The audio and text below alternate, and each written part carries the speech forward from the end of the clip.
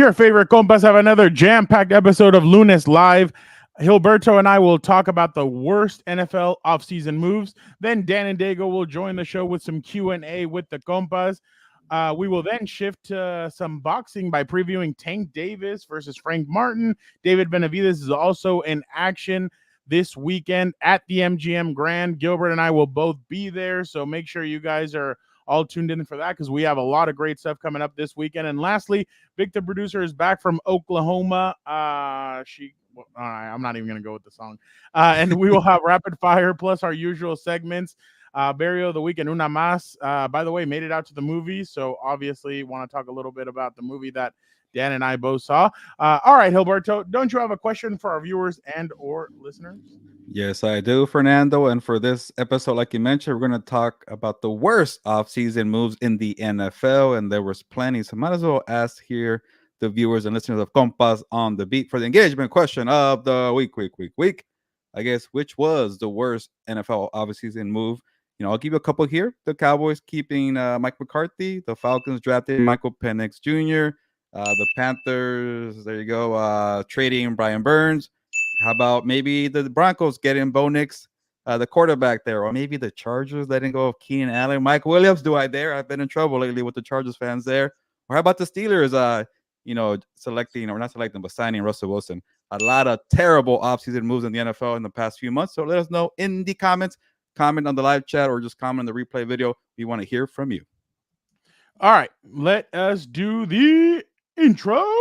Compas on the beat. Let's get it. Let's go. Yeah. So we're Compas. Yeah, we are. There you go. Hey. There you go. Okay, all right. We got proof right there. Some guy that seems like he's asleep. Need you to wake up, Gilbert. There's a lot of energy. Come on, Gilbert. Let's go. Come on. Dan and Daygo is at Moe's. I'll show you.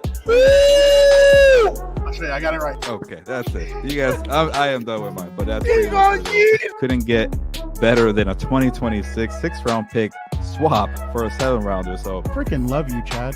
Hey, dude. Cool, man. Compas on the beat, man. Derwin James signing off, man. Watch Compas on the beat, man. Welcome to Compas on the Beat. I am Fernando Ramirez. I cover the Chargers for the Sporting Tribune. With me, as always, my co-host, my tag team partner, Gilbert Manzano, covers the NFL for Sports Illustrated. What's up, bro?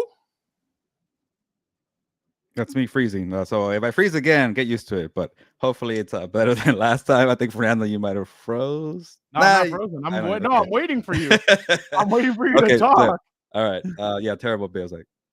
Last week I had a terrible show with you and with Victor for House of Horns. I had terrible Wi-Fi, but maybe it's better. So far, so good. I'm going to jinx it here.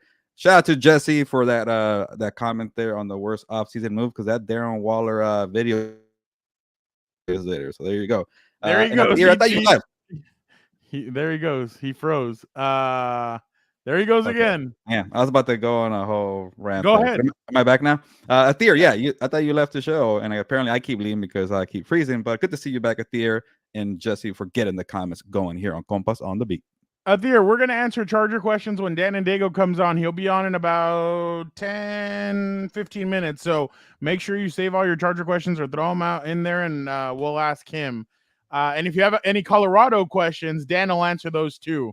So he's a Colorado Buffs expert.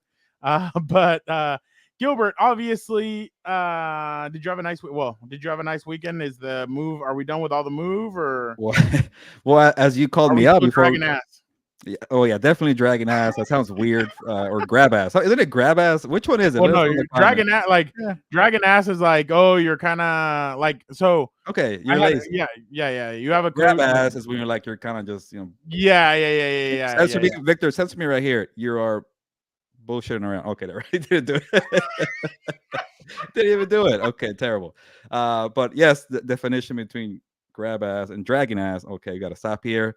As you can tell, as you got me, Fernando, nothing in the background. The backdrop still look like a hostage. So far, the Wi-Fi is holding up. It's holding up, but nothing behind me because I needed a weekend off after, being a tough guy the weekend before, moving couches, carrying furniture around, sweating, things like that. It was a brutal weekend that I needed a whole weekend to recover. So, like, do you feel like now you need to hit the gym, or are you like, no, I just need a total break? Or Well, hey, it helped you because you're about to go to Mexico in a couple weeks, yeah. and you're gonna be in the pool and all that. So that might have helped you, don't you think? I did gain some momentum, Fernando. I don't know if you check your phone on the iPhone. It tells you how many steps you have, per day. You go to the health app with the little heart there. It just shows you the steps that you have. And I had like a record high for the year for one of the days I was moving 17,000 steps.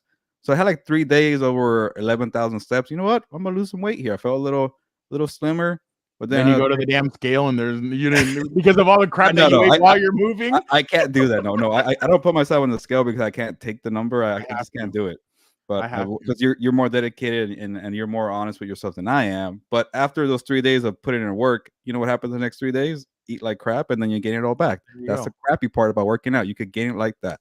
Anthony, what game are you speaking about? Like this weekend, we're gonna be going to the David Benavidez and Tank Davis fight. They're the co-main event. That's Maybe what Anthony's we're. talking about during the season, maybe to maybe catch up Oh, with the Compas. I don't know. oh, during the season, I mean, I'll be at all Charger games. I think Gilbert's gonna be more selective this year when it comes to Only games and prime what time he games for me because I'm special like that. Prime time. prime time. Oh, then you're coming out to Arizona for Chargers Cardinals for It's Monday a night. Monday and it's a short drive. Well, not too short, but it's a good enough drive to make it work. Oh, that'll be interesting. Maybe I'll bust to Calexico and you could just pick me up there. But I yeah. can't even. I'll tell you a story later, but I can't drive in Arizona. Let's leave it at that. Oh, you can't cross state lines or what? What the hell? Well, I don't know. It's I can say it right now. Whatever. It's like I'm not sure if this still applies, but I used to live out there for an internship when I used Yeah, I to remember work that. for Arizona Republic. I was 18. No, I was like 20 years old, 20, 21. A couple speeding tickets here and there that maybe I may or may not forgotten to pay for, but man, I don't know. Maybe I'm not sure. I don't want to get myself out there. And also, I've been watching a lot of Suits lately that I don't want to. Are you gonna watch the new Suits or no? They're like Well, doing a spin-off or something. Well, I had no idea there's gonna be like a new season, and I kept seeing that it was like #1 Netflix like last year. I didn't care for it. I'm gonna give it a chance, and I got really into it. And then I saw the season. Okay, I gotta catch up. There's like 8 seasons, but I'm in season 2. Have you watched it? Yeah. No, I haven't. Anthony, like I said, I will be at all the Charger games next season. Gilbert will be at some. He'll be at some Chargers, some Rams, whoever is on prime time. He will watch it. Mimsy, how are you doing today? Mimsy says Danger Gilberto. So yeah, he's a little bit of a dangerous. I don't think that's anybody that you want to be with, but associated with. But all right. Let's get into a little NFL. I didn't do anything this weekend. Let's get into a little NFL offseason. Obviously, we all know that Gilbert and his MMQB's teammates, they do a great job over there at SI, filling you in with all the great stuff. We've had most of Gilbert's coworkers on the show. There's one good friend that we're still missing, but I don't know if Gilbert's going to want to have him on or not. But the NFL's worst offseason moves, they debated that. And let's go over some of the worst moves mentioned by them. And we'll start off with Gilbert. So Gilbert said the worst move was the Dallas Cowboys sticking with Mike McCarthy. So let's have Gilbert give the context, and then I'll give you my thoughts on that. Okay. I don't know what that was. But Fernando, you got to let me have. I was going to say, maybe it was you or me. Yeah, I don't know. No, it wasn't me. Okay. Okay. In the words of Shrek, donkey, if it was me, you'd be dead. There you go. No. But let me get one more bad offseason move after I give you this one because I already wrote it for SI. But to kind of give you some context here. Yeah, the Cowboys stuck with Mike McCarthy when Bill Belichick was out there. And before Jim Harbaugh went to the Chargers, Jim Harbaugh could have been available. Mike Vrabel could have been available. And Cowboys, yeah, you've done a good job of winning games in the regular season. You won the NFC East. Mike McCarthy's Texas Coast offense did pretty well. But who gives a crap? I don't know if the bleep button is ready. Who gives a crap about the Cowboys and what they do in the regular season after the turn of the century? From whatever 1997, the last time you made an NFC title game, you've done nothing in the postseason. We haven't gone that far. You've won some NFC East titles. You've won in the regular season, but enough is enough. Go win the whole damn thing, or at least win 2 games in the playoffs to get to the NFC title game. And you could have done it with Bill Belichick, and you didn't do it. And Jerry Jones, I get it. You want to be a little patient there, but you haven't even re-signed your coach to another extension. When you have a lame duck coach, Fernando, that rarely goes well. And you might have a lame duck quarterback in Dak Prescott. So you got all make or break seasons for Dak Prescott and Mike McCarthy. That's not going to go well. So why are you waiting for to give these guys one more chance when you're already thinking about in the back of your mind, Bill Belichick's out there who might turn 73, 74, I forget. Why are you waiting a year? Just do it right now. And they didn't do it. You have good defensive players on that side. You have some good offensive players. So yeah, why are you not doing it? And Gilbert, even if you wanted to go, let's just say another route. If you wanted to go with an offensive mind, Ben Johnson was sitting right there for you. So Mimsy says no lies detected. On top of all that, they've been super passive in free agency. Well, also Mimsy, they don't have any money. That's the thing. And they have to pay Dak, and they have to pay CD Lamb, and they have to pay Micah Parsons. So and they lost their DC Dan Quinn, who did a good job. Exactly. So and they brought in Mike Zimmer, and that's why, if you remember, Eric Hendricks was going to go to another team. Oh yeah, and the he ended 49ers. 49ers, and he ended up going to the Dallas Cowboys, and that was their one free agent move this season. And then they lost their center to the Commanders. So yeah, so I agree with you. I think that's a terrible move, because who's to say that next offseason, once you fire, because it's inevitable. It's coming. They're going to fire Mike McCarthy after this season. And then it's going to be the question of what's going to happen. What's going to happen with the offense, Dak Prescott, all those guys. If I'm the Cowboys, I've said it before, at this point, I mean, I might keep Micah and I might keep CD, and I'd get rid of Dak. I mean, it's just kind of one of those things where you need to try something new. The same thing hasn't worked. At one point, you had 1,000-yard Ezekiel Elliott, you had 1,000-yard Des Bryant, and now CD Lamb. You've had playmakers on defense, and you still haven't gotten it done. So I agree with you. I think they should have fired Mike McCarthy. They should have given it another chance, but maybe this is the Cowboys' way of saying, hey, you know what? After the season, we can get rid of both and start over with a new quarterback and a new head coach. I think they're going to cave. I think they're going to keep training camp's going to roll around. Yeah. They're going to give him a new deal. I think they're going to. Yeah, I think they're going to pay him. I don't think Jerry Jones has the huevos to cut or to get rid of Dak. The thing is, Jerry gets too personal with these guys. And you remember with Tony Romo, everybody's like, Tony Romo's not it. He's a choke artist. He's not that good. You should get rid of him. And he didn't. And then he waited until they waited until the wheels fell off. Thier says, bold prediction, Cowboys will trade for Purdy and give up 2 first-round draft picks. Hell, I don't know if I'd do that. Give him back Trey Lance. Might as well. But Gilbert, I agree with you. I already told you, Gilbert, you get rid of Dak. You bring in Shador and you coach Prime. And I told you, Bruce Feldman said Feldman. He said that on Colin Cowherd's show. He's like, hey, don't be surprised. And I'm like, dang, if that really happened, you could get a first round pick for Dak Prescott. I'll say that. That's high praise for the guy. Yeah. There's going to be teams like if the Jets, if they spiral and Aaron Rodgers like, you know what, I want to move on. I want to go do whatever I'm doing on that. I could see the Jets as one of those teams where they're like, hey, we have a lot of playmakers. We got some players over here. Let's do there's going to be some other teams, but I was going to say maybe Dan Quinn's like, hey, you know what? Let's bring him in here. But and then he gets drafted a quarterback. Yeah. Okay. But all right, Gilbert, let's go now with Matt Verderam, you got it right. Verderam. Okay, cool. He said the Atlanta Falcons drafting Michael Penix. So I have no context behind this. Like I told you guys after the draft, I was actually okay with it. Oh, you were actually? You're one of the few people in the whole damn country that said that. I understand the frustration from people, but like I said, you just don't know what you're going to get from Kirk Cousins. The only problem that you're doing is you're backing yourself into a corner, and if Kirk Cousins starts crapping it, then you're going to hear Atlanta go, Penix. We want Penix. Remember, and then this is completely different. I know they're both left-handed, but this is completely different, obviously. When Tim Tebow was with the Denver Broncos, got drafted by the Broncos, and Kyle Orton would not play well, Tebow. So I get it. But I would have to, but I'm actually one of those that I actually don't mind it. I think obviously you could have gotten a defensive player. There was a lot of guys. What's up, DJ Fono? Thank you so much for jumping in here.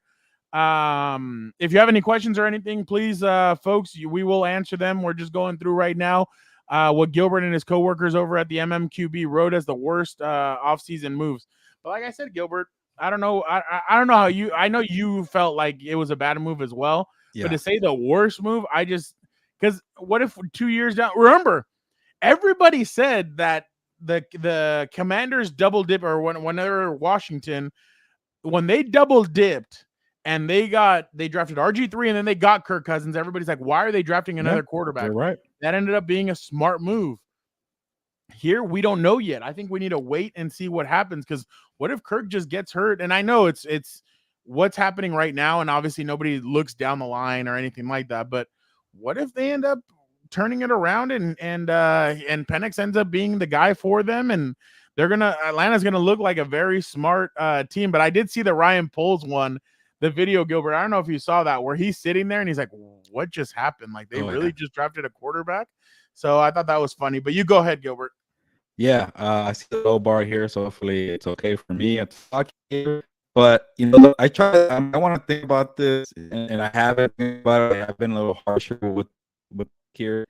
It's just like, why do you pay Kirk Cousins $100 million guaranteed? Like, I get if you don't get Kirk Cousins to sign, then you become obvious destination for a quarterback, right? Somebody could jump you, and then you lose Michael Penix Jr. Like the stories that are coming out of Atlanta, they really, really love Michael Penix Jr., where they want it to become top secret. So if you don't have a quarterback, that say you're the Raiders or the Broncos who didn't have a legitimate franchise quarterback, you're an obvious destination for a quarterback. So maybe the Broncos and the Raiders could have jumped them. I get that whole point, but $90 million to commit to Kirk Cousins, it just seems like a lot. And I also like the Cousins fit there, because I like Zach Robinson. I like Raheem Morris. It came from the Sean McVay's the tree. Why not get another piece to help out Kirk Cousins? Why not go all in? Instead, you're making your future franchise quarterback wait 2 or 3 years. And I like Penix Jr., but he's probably the most ready quarterback prospect, because he was like a super senior 5th year, 6th year guy, and he balled out in the playoffs and the season at Washington. Why are you making the guy wait? He's 24. He's 20. I forget the age. 23, 24. And then you're losing those years, the rookie contract years. So I don't know. Like you look at the Falcons roster, they could use a number 2 behind Drake London. Is Drake London even a number 1? I'm not sure. Are you convinced that Kyle Pitts is gonna just all of a sudden be Kyle Pitts because you have Kirk Cousins and a new coaching staff? I don't know. Are you convinced that Bijan is gonna be that guy? I'm kind of feel the most confident about Bijan, but Drake and Kyle not so much. And then there's no depth behind the guys. Yeah, you got Rondale Moore, you got Darnell Mooney, but they're not like for sure guys, right? They're talented, but they're not the guys there. And then you have no edge rushers on the defense. I like Justin Bates. I like AJ Terrell. I like the moves they've been making there defensively, and I like Raheem Morris being the coach there. You got no edge rushers. I don't think you can name an edge rusher. Like they got Grady Jarrett, but he's like on year 12, 10. I don't know. So they missed an opportunity to get better now, because I like the roster and that coaching staff. I think they blew an opportunity. I do agree with that. But real quick, DJ Fono goes, I'm just here to support and let the world know that I love the Rams, chicken nuggets, and 40 ounces caguamas. That is freaking hilarious. From where though? Which chicken nuggets? Are we talking McDonald's, or are we getting fancy here? DJ Fono, by the way, this isn't a speed dating or anything like that. Like you just kind of gave your bio there, but I was gonna say it sounds like a good date, right? Yeah, it sounds like a great guy. He also put that he can't wait for the season. Yeah, no, the season's almost here, so it's definitely going to be interesting to see how the Rams do this year, especially after last year kind of taking everybody in a sense by surprise. The only thing that can help them is that Raheem Morris has been cooking without primetime edge rushers for a while. That is true. I do agree with that. We need a sound drop, Victor, of Dan saying Moy 42's full name there. Yeah. But oh man, I can't wait to see how all this unravels. I know it's going to be interesting. And then last but not least, I'm going to mix these two together because Connor and Albert basically did the same thing, and it's what Gilbert said a little bit ago. No team hiring Bill Belichick or Mike Vrabel, and I have to agree with.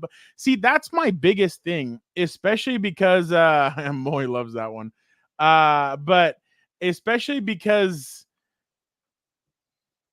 it's kind of like what Julian Edelman said the other day. Some teams just don't want to win. And that's evident. I mean, you want to win, but your style. Teams are afraid, and owners are afraid. I know in the NBA they say governors. Owners are afraid to kind of give up the keys and say, "Hey, maybe I'm too drunk to drive. Here you go. You drive."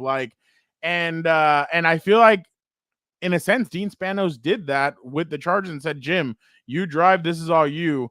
But it's funny, DJ Fono. I was just at Costco and I saw those dinosaur chicken nuggets. They didn't have them for.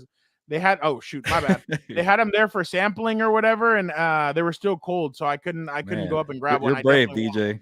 Yeah. Those dino chicken nuggets are they're good? I don't know. I thought they're like the ones you take from I shouldn't say this joke, but you go on a date and the person you're dating happens to have a kid, and you go eat them. Oh yeah. You grab their fruit snacks and you grab all that stuff. Yeah, no, I completely agree. But just Athir, he's coming up after this segment, so just stay tight. But I definitely think that they all dropped the ball, especially because what you heard is that they were a little bit too overpowering. And I'm sure, in a sense, Bill Belichick's an alpha, Mike Vrabel's an alpha. Mike Vrabel's the kind of coach that you'd be worried more about him punching a player in the face than you would him saying something wrong or something like that. But I definitely think that Atlanta and I think Atlanta did a great job hiring Raheem Morris and Zach Robinson. I think those have been great. But at the same time, you could have had Bill Belichick or Mike Vrabel, and it's just crazy that he's with the Cleveland Browns of all teams. And they just gave their head coach an extension, right? Okay, so it's not like they brought him in just as oh, hey, if we have to kick this fool to the curb, we bring him in. But Mike Vrabel just wanted to coach Herbert, and if the Eagles fire Sirianni, watch out. It's funny. I just saw a clip the other day of Ben Johnson talking about it, and it sounded like that's where he wanted to go too. And that's why he decided. Wow. Yeah. He wanted to go to the Chargers. Oh yeah. He liked that scenario, and that was a prime location because you have the freaking quarterback there. Well, and it's funny. I asked the Chargers wide receivers coach Sanjay Lal. He's been in the league for a lot of years. I'm like, what attracted you to come here? He's like, the quarterback. He's like, are you kidding? I think that's why everybody wanted this job. And I was like, oh wow. And so I'm like, a wide receivers coach saying that's why he wanted the job. Hey, it's job security, man. Yeah, better chance of winning. And it's not just that, Gilbert. It catapults you into the possibilities of. Remember, after Staley's first year, there were a couple of coaches, and that was a 9-8 year that got head coaching job interviews and stuff. So you just never know. But yeah, going back to that, I just think it's crazy that they didn't hire either one of them. Will they come back? I don't know. No, Mike Vrabel will. But Bill Belichick, he did a really good job on Pat McAfee's show. He's done a really good job with some other stuff. He may just turn into a TV analyst and say, you know what? I made my mark. Yeah, Don Shula's all-time wins. That's awesome. But maybe I just relax and kind of take it easy and have fun with this. So, and you've seen him. You've seen him at Washington, the Cougars. You've seen him not with Cougars, at the Washington Cougars, where his son coaches, and you've seen him at other places. So I could definitely see him kind of sticking with that. But Mimsy says, Bill Belichick, I understand because of the recent events coming to light and him also wanting to be the GM. Mike Vrabel, though, completely blows my mind. Yeah, no, I and the thing is, Bill Belichick's always done it, so that's why. And I understand that Bill Belichick's the last good draft he had was 2013. The rest of them have been very questionable, but yet they still kept on winning. So that's incredible. Bill Belichick was better at recycling talent that other teams didn't want. Like I remember Kyle Van Noy told me, nobody really wanted me at one point, and then the Patriots traded for me, and Bill Belichick said, you've been used in a different way. We need to use you this way. And you're like, oh, wow, okay. And that's when Kyle Van Noy started coming out, and he played really well under the Patriots. So that's what they've always done. And I understand it. So, yeah, I agree with both Connor and Albert. Yeah, I'll give Albert Breer the point here because I didn't think about this because a lot of these owners talk to each other. And I'm sure, Robert Kraft was saying, you know what? Yeah, Bill Belichick, he's a little difficult. He's a lot to kind of deal with. I don't know if you should do it. Same thing, Mike Vrabel. He's a little tough guy, kind of stubborn ways, has his own way. And I think Albert pointed out, well, that tells you owners are talking to the wrong people. Owners are just talking to people, with one agenda and one mindset. Like, talk to a whole variety of people to kind of get both sides. And also, like, the people you're talking to in your building, and you're asking, hey, what do you think about me bringing Bill Belichick? Those people might have an agenda saying, well, I don't want to get fired if Bill comes in. I don't want to deal with the hard-ass Mike Vrabel. So all these people in the building are saying, you know what, maybe you shouldn't do it. Talk to people who are not owners, people in your building, outside, maybe like, from a friend of a friend about Bill Belichick. It's like a real job interview. And I don't think these teams did that. And with the whole Bill Belichick, I guess, issue, I guess age was an issue for them. And I've been watching. Yes, I've been watching Suits. Don't get in trouble. Don't get sued, NFL. With Bill Belichick. So I get that. But like Mimsy said, the Mike Vrabel thing, I don't get it. This like age is not even a factor. Yeah, he's a hard ass, but you need that. Jim Harbaugh's a hard ass. You need that sometimes. So I don't understand what's going on. Hard ass, dragon ass, grab ass. Boom. What's up, Nancy? How are you doing? Adir, he's coming up pretty soon. We're getting ready to present him. Moy is wondering if you're gonna be at Rams mini camp.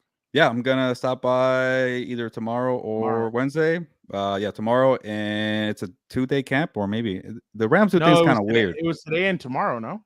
No, or maybe I missed it. No, it's tomorrow and Wednesday, but I guess only one's open to the public. I mean, to the media, and then the other one's closed doors. So, and then the one from Tuesday, I don't think they're gonna do much. So the Rams like to do things differently. I think like Eric told me to walk through. Yeah, they have no rookie mini camp. They also kind of have like another half-ass word, mandatory mini camp, and then they get to it for training camp. All right, interesting. And it's weird that some teams like to do it last week, and some teams like to do it in the middle of June. I asked, do you think Jim is gonna want to do the whole? Yeah, I was like, oh, okay, because Brandon sometimes would give him the no, I know, but Brandon would give him like the last day of, and would just cut it, and they're like, no, they have 3 days, no. They have 3 days, yeah. Tuesday, Wednesday, Thursday. So it'll definitely be interesting. But Gilbert, without further ado, he's here. Oh, thank you. Oh, your boy is here. How in the hell are we doing, everybody? And, who bumped you up? Are you doing that well in the program that you got moved up to a prime spot? Like, what are you talking about? You're buried in the back of the show, like an hour and 30 buried in the back. Isn't that funny? 27 minutes. I'm not even going to acknowledge the stooge in that idiotic question. Let me tell you something. When you're prime time like your boy, prime time is the mid card, the beginning, the end. It doesn't matter where I come in, baby. That's when it's going. We're about to take off, my boy. It doesn't matter. It doesn't matter what you think. But anyway, Gilberto. The Rock? Per my sources in my ear. No, not The Rock. That guy's a scumbag. Look, he's better than The Rock. I got the shirt on today. I'm hoping you watched that shirt. You've been wearing it too many times. I do the laundry every weekend. How dare you? Oh, are you saying because I'm a man I don't wash my clothes? That's kind of crazy. No, I'm in real time. What's going on? I'm not a sexist here, okay? Yeah, I'm just kidding. It's a joke, everybody. He's a great human being. I can't wait to see him. Everybody's saying hi to you. Scumbag. Hello, everybody. Hello. Your boy is here. What's anyway, that? What's the name? Oh, who? His? Yeah. All right, hold on. That stooge. That scumbag.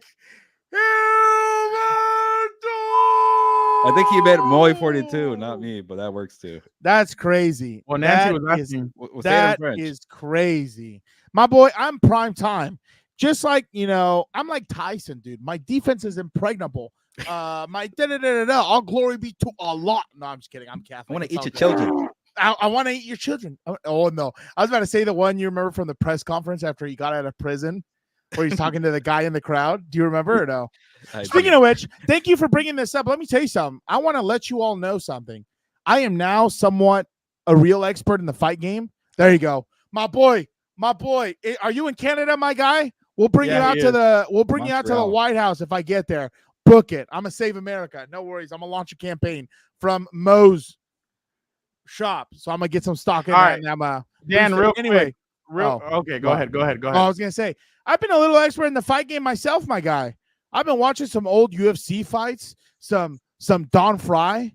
What? I bet you don't know who that is. I do. Wow. Tim what Kennedy. UFC 10 or something? What? What? I saw some. I saw Tyson fight somebody. I can't remember. No, Wow. Evander Holyfield. I can't remember who it was, but it's all on YouTube. The bike I'm fight or the first one? I actually watched George Foreman's movie. I was. Oh yeah. Oh, I saw it on the plane recently too. Yeah, I thought saw. it was crazy. Yeah, it's something else, dude. These people are something else. But like, I was watching the Dom Fry versus. I'm gonna butcher his name. Yeah, there you go. My boy, Wow. Signor Vive Moi, saving me like always. Look Dom at Fry that. versus Kaya Takayama. Dude, his face at the remember end that. of that fight, my God. I was like, it's just so crazy. Like, there's a maintenance worker at don't the even think that undisclosed was- location where Sorry. I work. He's a boxing coach and everything else. He hates what the boxing game has become. So it's like he jokes with me. He's like, "What's up with your boy Ryan? What's up with your boy Ryan?" So today I saw him because I admitted he's my boy. He's been on the program twice. We'll get him a third time. That'll be, we'll build him a statue. No big deal. Well, we got to bail him out first. But Hey, if he'll come on the show and give us the exclusive, I'll bail his ass out. I'll go take a loan. But I told him, I was like, you see how they're attacking my boy? They're just randomly arresting him. He's being targeted. He starts laughing. He's like, there you go, stirring that shit up, trying to get me wound up. damn, that's what I Nancy do. says those who wait last are those who that get the best. So That's there right. you go. It's just like the Beatitudes. Those and who are if last shall be first. By the way, Athir said, let's go, my boy in the house. He's excited to see Dan wow. Daygo. That's how bad it become to a theater that he likes Dan now. I guess Well, so. Gilbert or Dan, if Justin Herbert and his receivers go off in training camp, who is more concerned, Jesse Minter or Coach Harbaugh? So I he's don't asking- think. Yeah, I don't think it's really a worry though. Like if he's lighting up the defense, like the thing you have to understand about practice is like they have so much time together that they kind of know each other, if that makes sense. So the receivers know what the DBs don't like, the DBs know what the receivers don't like, and it just spreads out throughout that whole position. Because I mean, in all honesty, and you guys have seen it before, and I've seen it at the high school level, there's periods where the offense will kick the defense's ass, vice versa. There's a period where it's a stalemate. So it just really depends. I wouldn't be worried at all. Now, I'd be worried if you're in training camp and you're doing a joint practice and they get lit up by, whoever's in town, especially if they get lit up by the Raiders. No offense to Vic, the producer, and everybody else. No. The Raiders should not be lighting you up They in wouldn't. the air. I don't think they do a joint practice with the Raiders. Well, but you know what I'm saying? Like whoever it is, like, even Derek Carr. Derek Carr last year. Derek Carr should not be lighting you up like that. He is not that guy. Oh, Mimsy, there you go, bringing her up. How excited are you with the rumor Charlotte Flair is close to coming back? I hope she retires. She should go retire right off in the sunset, do what her dad didn't do, retire early, enjoy her life, just stay out. Still going probably, so I don't think she's going to retire. And you know what's funny? I would rather watch Ric Flair than Charlotte Flair because Charlotte Flair is Ric Flair 2.0 in a female version. Like, I don't need it. Like, there he is, the son of Odin. What does it say? Perfect tan? Oh, my God. Look at those photos. How can anyone doubt my boy? You know what I'm saying? He's the face of the league, and no one wants to admit it. Face of the league. He's a dog. By the way, what was the engagement question of the week? I was doing some school stuff over here. Oh, worst NFL offseason move from any team. That was the engagement? Frown, I thought you said it was something about Tua. No, Well, you dumb. Well, if the Dolphins would have paid Tua, then that could have been the worst. But that is the worst. That is the worst. Because let me tell you something. Why you would waste money on Tua, and I know everybody's going to say he's been more playoff games than Justin Herbert. No, they have the same amount. No, No, he was 2-1. Two. No, Herbert doesn't have 2 playoff games. He Yeah, only has 2-1. No, Yeah, Tua's been Tua. to 2 playoffs. Tua's 2, yeah. Oh, Yeah, well, yeah. I guess you're not counting the one he got hurt. Yeah, I wasn't counting the one he got hurt. Is it 2 or 1? Well, technically the team. Who cares? Twice. Who cares? He could be to But 800. Skylar Thompson guy- filled in because the guy can't stay healthy. But yeah, Well, but you see what I'm saying? Mike McDaniel made Skylar Thompson look better than Tua. What are we doing? Dan, What are we doing? Dan, speaking of that, If they pay him, they get what they deserve, just like the Nancy, Falcons. That's not gonna Nancy's, do it. just to make him wait Nancy's, like Dak. it seems like Nancy That's has what's it called? I She can't knows believe you exactly said what I'm it- going to do next. Okay, let's see it. Chris Sims came out with his top quarterbacks. Dude, this is the list. guy. This is the guy. The How's he gonna put unicorn. Burrow? He was hurt all of last year. Wow, damn. Okay, Stafford? Ugh, he's going off of history. that's not This that is- bad. Top 6 for Herbert. Are you high? Are you intoxicated? Hey, Vic, the producer, today, He better be pissing in a cup. We need a drug test here at Compas on the beat. I don't know what's going If on. you haven't over here. forgotten, it's 2024. You can smoke weed. It's okay. Are you? How dare you? It's still illegal in the federal government, guy. That's illegal. How dare you? California. How dare you? But anyway, what the hell is this? The guy you can't repeat. Scatter to west right tight, F left, 372 Y6 C spot. That's the guy who's making this list. Let me tell you right now, Josh Allen isn't better than the son of Odin. That's for shit sure. Let me tell you, Joe Burrow's not better than the son of Odin. That's for shit sure. He's already gotten, I think head to head, he's beaten him. No, I like Burrow, but no, I would not take him over the son of Odin. Lamar Jackson, sure as shit. I don't care about his MVP trophies. He is not better than Justin Herbert. And Matthew Stafford, no. Give me the son of Odin every single time. You know what's funny the other day, Gilberto? On the NFL YouTube, they put an hour of Justin Herbert's highlights. Guess how many times I watched that thing, dude? I watched that thing like 4 hours, the son of Odin just slinging it. Christ. Slinging it. Who else was in the live chat for that? Dan, by the way, I should have did you see this video? You know Herbert's always kind of hid from the cameras and stuff. Look at this. That's because he's a dog. Oh, I saw that. Yeah, baby. For one. Oh, Juan landed the green. Wow. He landed the green. Where's the video camera? They're rolling. He likes the cameras now, man, on stage with the country guy. The thing is, you have to understand, he understands, like, there's so much money to be made because he's so marketable, especially in LA. Don't tell me he's not. Who do you want to see in a commercial? That Kermit the Frog looking imitation with a family who has DUI, allegedly a DUI assault charges or whatever, allegedly. Then pouring frozen champagne on fans in the stadium. You know what I'm saying? Like, or the son of Odin, who's just perfect. Just everything. He's infallible. Everything he does is amazing. He's a little too perfect. I'll give you that. There you go. See, my boy knows. I watched 60 Minutes. There you go. You're never too young. Let me tell you, my boy, I got my nephew a Real Madrid jersey for his first communion last year. There's no such thing as too young. There's no such thing. Dan, by the way, do you sometimes have to pinch yourself? Oh, Dan, there you go. Theo's asking if you think he'll be in the MVP race come December. I don't care about the MVP. The MVP is stupid. It doesn't mean anything. It's like the Ballon d'Or. It's a popularity contest. I'm sure he's not interested. The only MVP I want him to win, Super Bowl MVP. Let him win it 8 times. I'm not selfish. You can still win MVP and lose, you know. Hey. I don't need negativity, guys. Sorry. Dan, you're the reason we get so much hate and negativity. Do you sometimes pinch yourself and in knowing that this guy is is now your head coach? You know, I just don't believe it. Have you seen from day one since you've entered the building with Justin? Die. Okay, Jim Hill. He's got a lot of humility. Somebody that is so incredible. So ever since I was a kid, I just watch other quarterbacks. You know, whether it's punt, pass, and kick. You know, whether it was whatever team I was on, and I'm looking at them. I'm watching them. I'm evaluating them. Can I beat this person out? Where do I need to get better? I remember when I went and worked out Colin Kaepernick when he was coming out of Nevada. I was like, I want him on our team because he would be tough for me. Yeah, Kaepernick Herbert comparisons. I love that. Hey, and don't you dare. And when I look at Justin, I mean, there's not a gene in his body I wouldn't trade with immediately. Dog. You know, he's incredible. Name something. You know, motion landmark where he snaps the ball. He's had 3 coordinators in the last 3 years, but he's picked up this system, you know, better than, you know, most all of the coaches except for Greg Roman. And then the arm talent is off the charts. Like I said, there's not a gene I wouldn't take of his, and he does it all from this perspective. What's in his heart is everybody else. You know. You know, it's funny. He's talking about him having coordinators, 3 or 4, 3 head coaches, 4 coordinators. But you know, what the hell do I know? I don't know diddly squat. That doesn't attribute to anything. You know what I'm saying?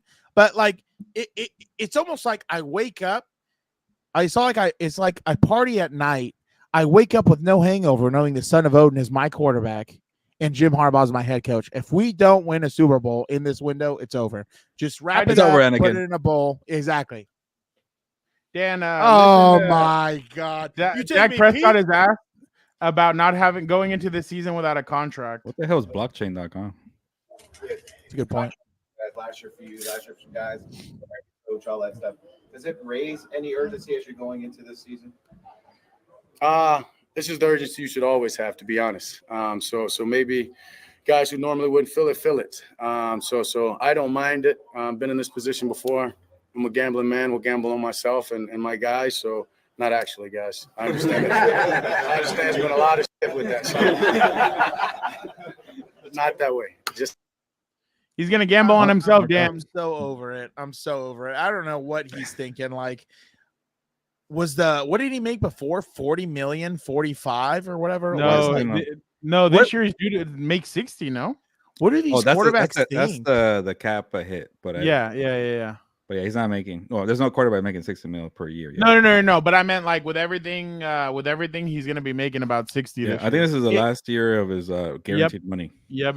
I don't even understand why. If I was Jerry Jones, okay, here's what I do: get in the shower. I'd turn on the shower, put it nice and warm, and I'm thinking about my quarterback situation. Okay, then I say, that Bill Belichick's about my age now.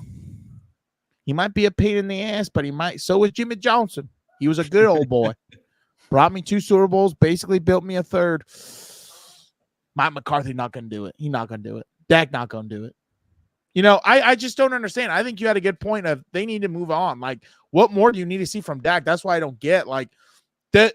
Just so any Cowboy fan understands, your best time to win a Super Bowl was Dak and Zeke's rookie year because the offense was rolling. You didn't even need the defense. And what did you decide to do like morons? Took the ball out of Zeke's hands and put it into Dak, and that is why philosopher Dr. Aaron Rodgers came back and beat the Dallas Cowboys in that game at home. Well, like, what are we even talking about? I just don't understand what else we need to see from Dak. I can tell you about Dak. I can tell you about Tua. I can tell you about Jared. I can tell you about Lamar. Take your pick. I've seen enough, dude. Guess who I haven't seen enough of? And that is the son of Odin. I can never see enough of them. Speaking God of lightning, Gilberto. Mike McDaniel, listen to what he says right here, Dan. That's Mike McDaniel? Looks like Eminem. Staff meetings at different times during the day, and I had I saw this. Every staff meeting I put like at 7:24 or 3:24 or 5:24, like the number 24. Okay, not for Kobe. Nothing. That's how many years it's been since the organization's won a playoff game. We are going to hear about that come playoff time. You think? Yeah. So to me, you do that to empower right there guys. is why you don't pay Tua. 24 coming, freaking years, you haven't won crap. I agree. From it. But that to me what was is getting like, at? This dude was talking halfway through it. I couldn't get the rest of it. He already saw the clip. The whole point is the clip. So he felt the need to every meeting is 24 minutes after the hour because they haven't won crap in 24 years. That's he wants the number 24 to be in like into their mind. I love it. I love that. Oh, that's really? Symbolism. I thought it was kind of no. It's a daily reminder. That's to feed the fire. Well, nothing has worked. I'm with it too. Now, what you do to change that to 1 or 0, get Tua's ass out of there. That's what you got to do. I'm telling you, the one read pony is not going to do it. We saw that.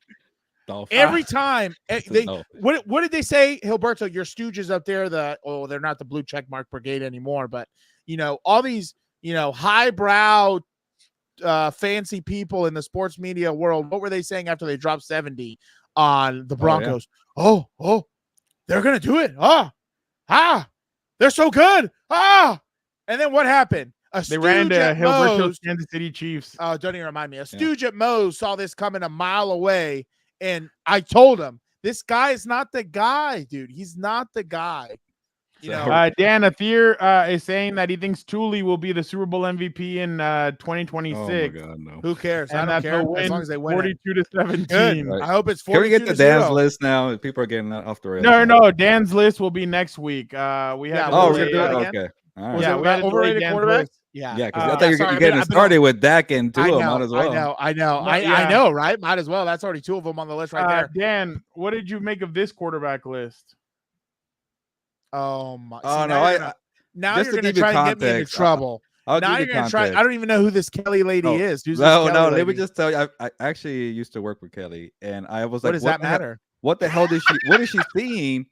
But apparently, she was forced to take some dumb QB test, and that's what came out. And the social media team did her dirty and put that on there, and she got ripped to shreds. Yeah. Well, because it's all about clicks. You're going to tell me Lamar Jackson and Brock Purdy are the top 2? Yeah, I don't know what to tell you. Send me this list on paper, and I'll wipe my ass with it later. Where's my... Oh, I like this list now. I take it back. That should be a hit at the analytics community if you're making a QB test. You know what? I'm glad you brought that up. Justin Herbert, 12. Yeah, these guys are stupid. I don't even know what to say. Like, they're just dumb as shit. How are you going to put him at 12? Who's at number 7? Who's that? Yeah. I don't understand where they get this. Like, dude, Tua can't even sling the rock. Like, we were supposed to. Sam Howell on the list. Like, look at number 16. Look at number 16. How is Penix already there? He hasn't even played a snap in the NFL. What are we doing?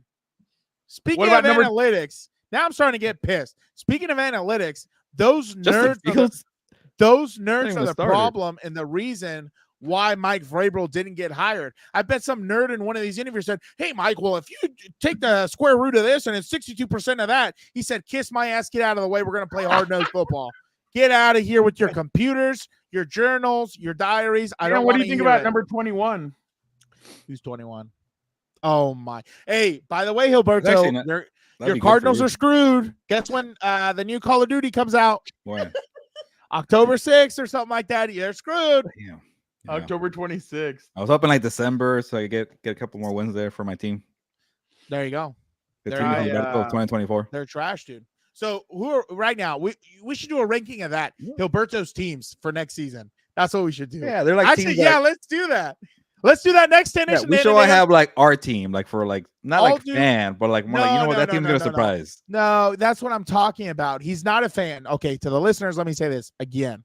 They're not fans. They're reporters. You don't like that they are critical of your team. It is what it is. Build a bridge, get over it. I don't know what to tell you. Move on with your life. You have your Lions, you have your Jaguars. Seems like that, Yeah. I love the underdog. That's the problem because I'm a dog. But anyway, so next week, this is what we're going to do. 10-ish minutes with Dan and Daygo. You're been like 20 already, by the way. I said ish. If you listen, apparently listening comprehension is not needed for the media, clearly. We're going to do 10. Oh, sorry. You're going to do your top 5 teams to look out for, and I'll do my top 5 overrated quarterbacks. That's what we'll do next week. All right. There you go. That'll be fun. So I can crap on all your favorite teams. Lastly, Dan, before you leave, we want to leave you on a high note.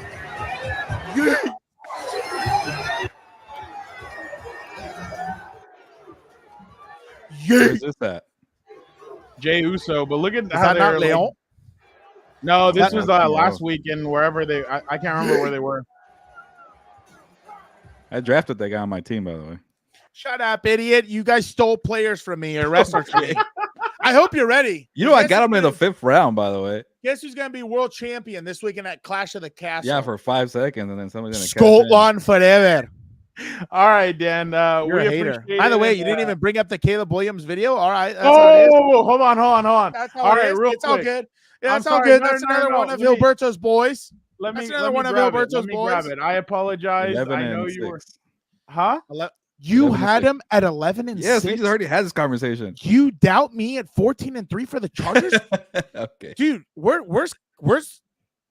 Okay. Oh yeah, you've already said her name. Where's Caroline at? You need to piss today, dude. You are on some drugs here right now, saying that the Bears are going to go 11-6. No, they're not, guy. You don't know that.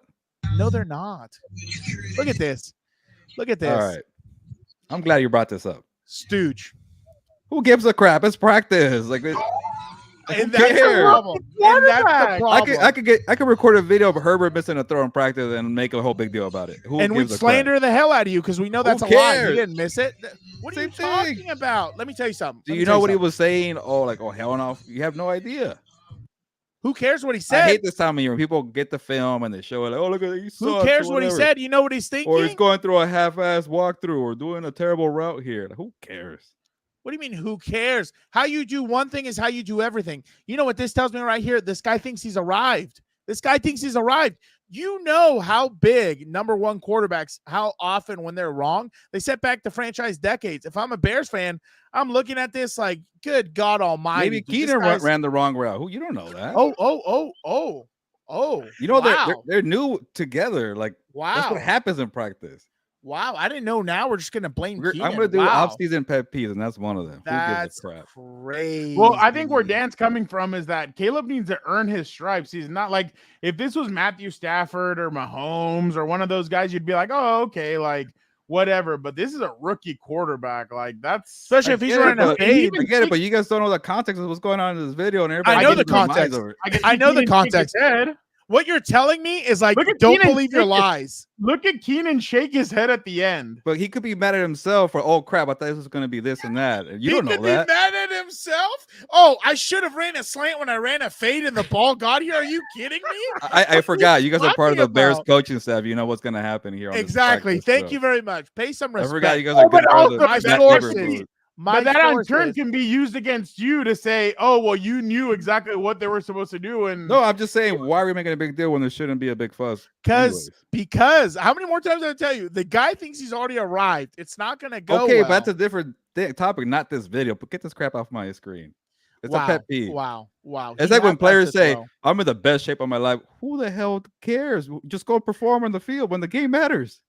Those will be my pet peeves of the summer. I hate this. I can't wait. Gilberto, I can't wait because I need to look at this Bears schedule now, and I'm gonna make my own little prediction. Next week, Dan will predict the Bears schedule. What?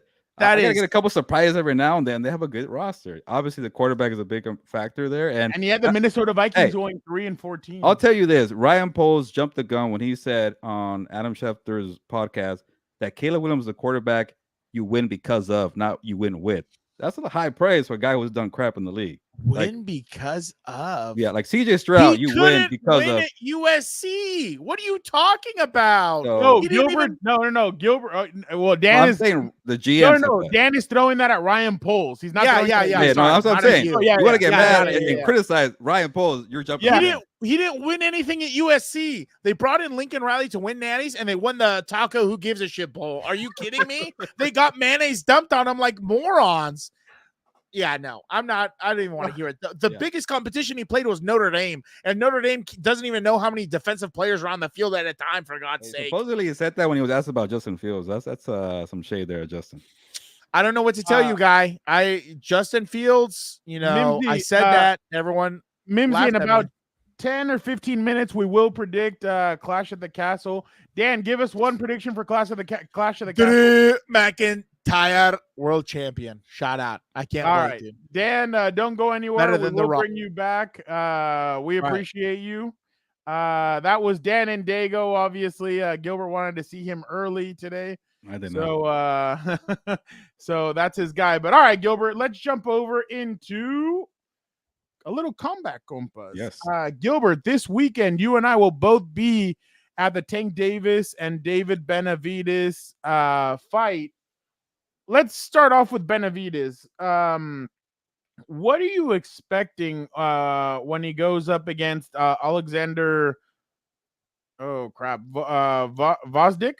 That's pretty good, but okay, that's not that bad. Okay, what do you expect? Like, does he need to K him to knock him out?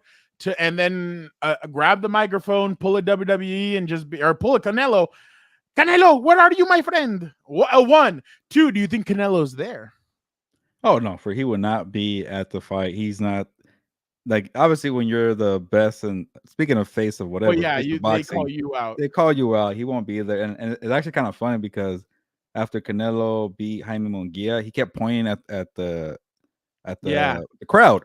Yeah. And people thought he was trying to tell Benavidez come into the ring.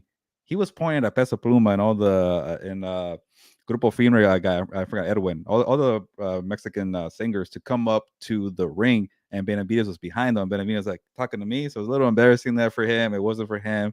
So Canelo's trying this whole thing. We're like, who are you? You're a nobody, and pay me $200 million to fight this guy who's a nobody. So going off of that, and the best way to get Canelo is build a name for yourself, have a dominant win. If you knock out, I call him the Nail because his nickname, the Nail, Jivo. What did you had it better than I can't say it. but Alexander, Jibo, the nail. If you knock him out, Bosque, there you go, in dominant fashion, and maybe inside 8 rounds, and now you hear the whispers turn into shouting. What the hell are you doing, Canelo? Stop ducking the guy. He's a monster. You're afraid of him. You need a dominant performance and knock out the guy. He's a former light heavyweight champion. He hasn't really done much in the last few years. I remember he was a top prospect for Top Rank. So when I heard his name resurface, I'm like, oh, okay, a nice little step up fight. It's not the best fight for David Benavidez. So when you got somebody you're supposed to be better than, you better immediately take care of the guy, knock him out, and then obviously do your call out for Canelo Alvarez. And all signs point to Canelo, maybe fighting Terrence Crawford. If I'm Benavidez and you knock out the nail there, you better say, hey, oh, you're ducking me. You're going to go fight Terrence Crawford. The guy's so small, a welterweight champion. You're a super middleweight. That'll be a B word out to do that. So I think Benavidez needs to be dominant, call him out, put pressure on Canelo, and make that fight happen. So obviously, we know that Tank Davis was with Floyd Mayweather. So before in the past, he's going to be going up against Frank Martin. Is Tank basically pointing at the easy work and saying to take that line from Floyd Mayweather and saying, oh, this will be easy work. Y'all are going to remember who I am? Or do you feel like Frank will give him a little bit of a tough time, especially because his trainer is also Ryan Garcia's trainer, and I don't think he wasn't his trainer for the Gervonta fight, but I'm sure he's seen the film and he kind of knows what style might not slow down, but at least give Tank a little bit of trouble. Yeah, I think on paper for Tank Davis, this could be his toughest fight. I think his toughest fight to date is Pitbull Cruz, but it's a little similar because when Pitbull Cruz fought Tank Davis, nobody thought Pitbull had a chance. Nobody knew the name Pitbull, and then he pushed Tank Davis and he became a star in the boxing world, especially in the Mexican boxing community. So it could be something like that because at the time Pitbull didn't have like a resume. You didn't really see his signature victories, but he looked tough, and obviously you want to get that Mexican audience, so they put him against Gervonta Tank Davis. It kind of backfired because they were not expecting that type of tough fight. I think this time around, they're expecting Frank Martin to be good. Like, you're at the point with Tank Davis where you can't be cherry picking. You need to have some good fights here. But he's a good fighter who hasn't been tested. So the Mayweather kind of method, selective picking there, where you go from cherry picking to like, okay, let's bring it up a notch, a little tougher competition level. But like guys who haven't been tested or too experienced, haven't gone in deep waters, that's Frank Martin. He's about to be, I think, 28, 29. That's kind of older for a boxer who hasn't been tested like that. So the competition level is going to go pretty high up. But he passes the eye test. It's going to be a good, tough competition. So, obviously I'm going to take Tank Davis to win. Same thing with David Benavidez. But I think Frank Martin could definitely push Gervonta. And maybe if Gervonta is overlooking Frank Martin and maybe trying to fight Lomachenko at the end of the year, that could maybe cause him some issues. But like I mentioned, I think Tank Davis is one of the top 5 pound-for-pound fighters on the planet. I think very highly of him in terms of being a fighter, dangerous uppercut, good footwork. He has it all. So I think he's going to knock him out. I agree with you on both fights. When it comes to Tank, is that kind of what he's looking at next? Lomachenko, and obviously for Benavidez, calling out Canelo in a sense if they both win?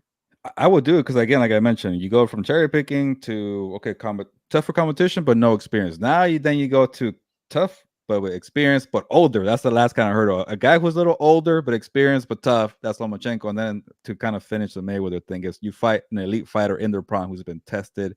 And maybe that could be down the line. I don't know if it could be Ryan Garcia again because we've seen it again. But the thing with Tank though, he's small. So what's the limit for him? Is it 140?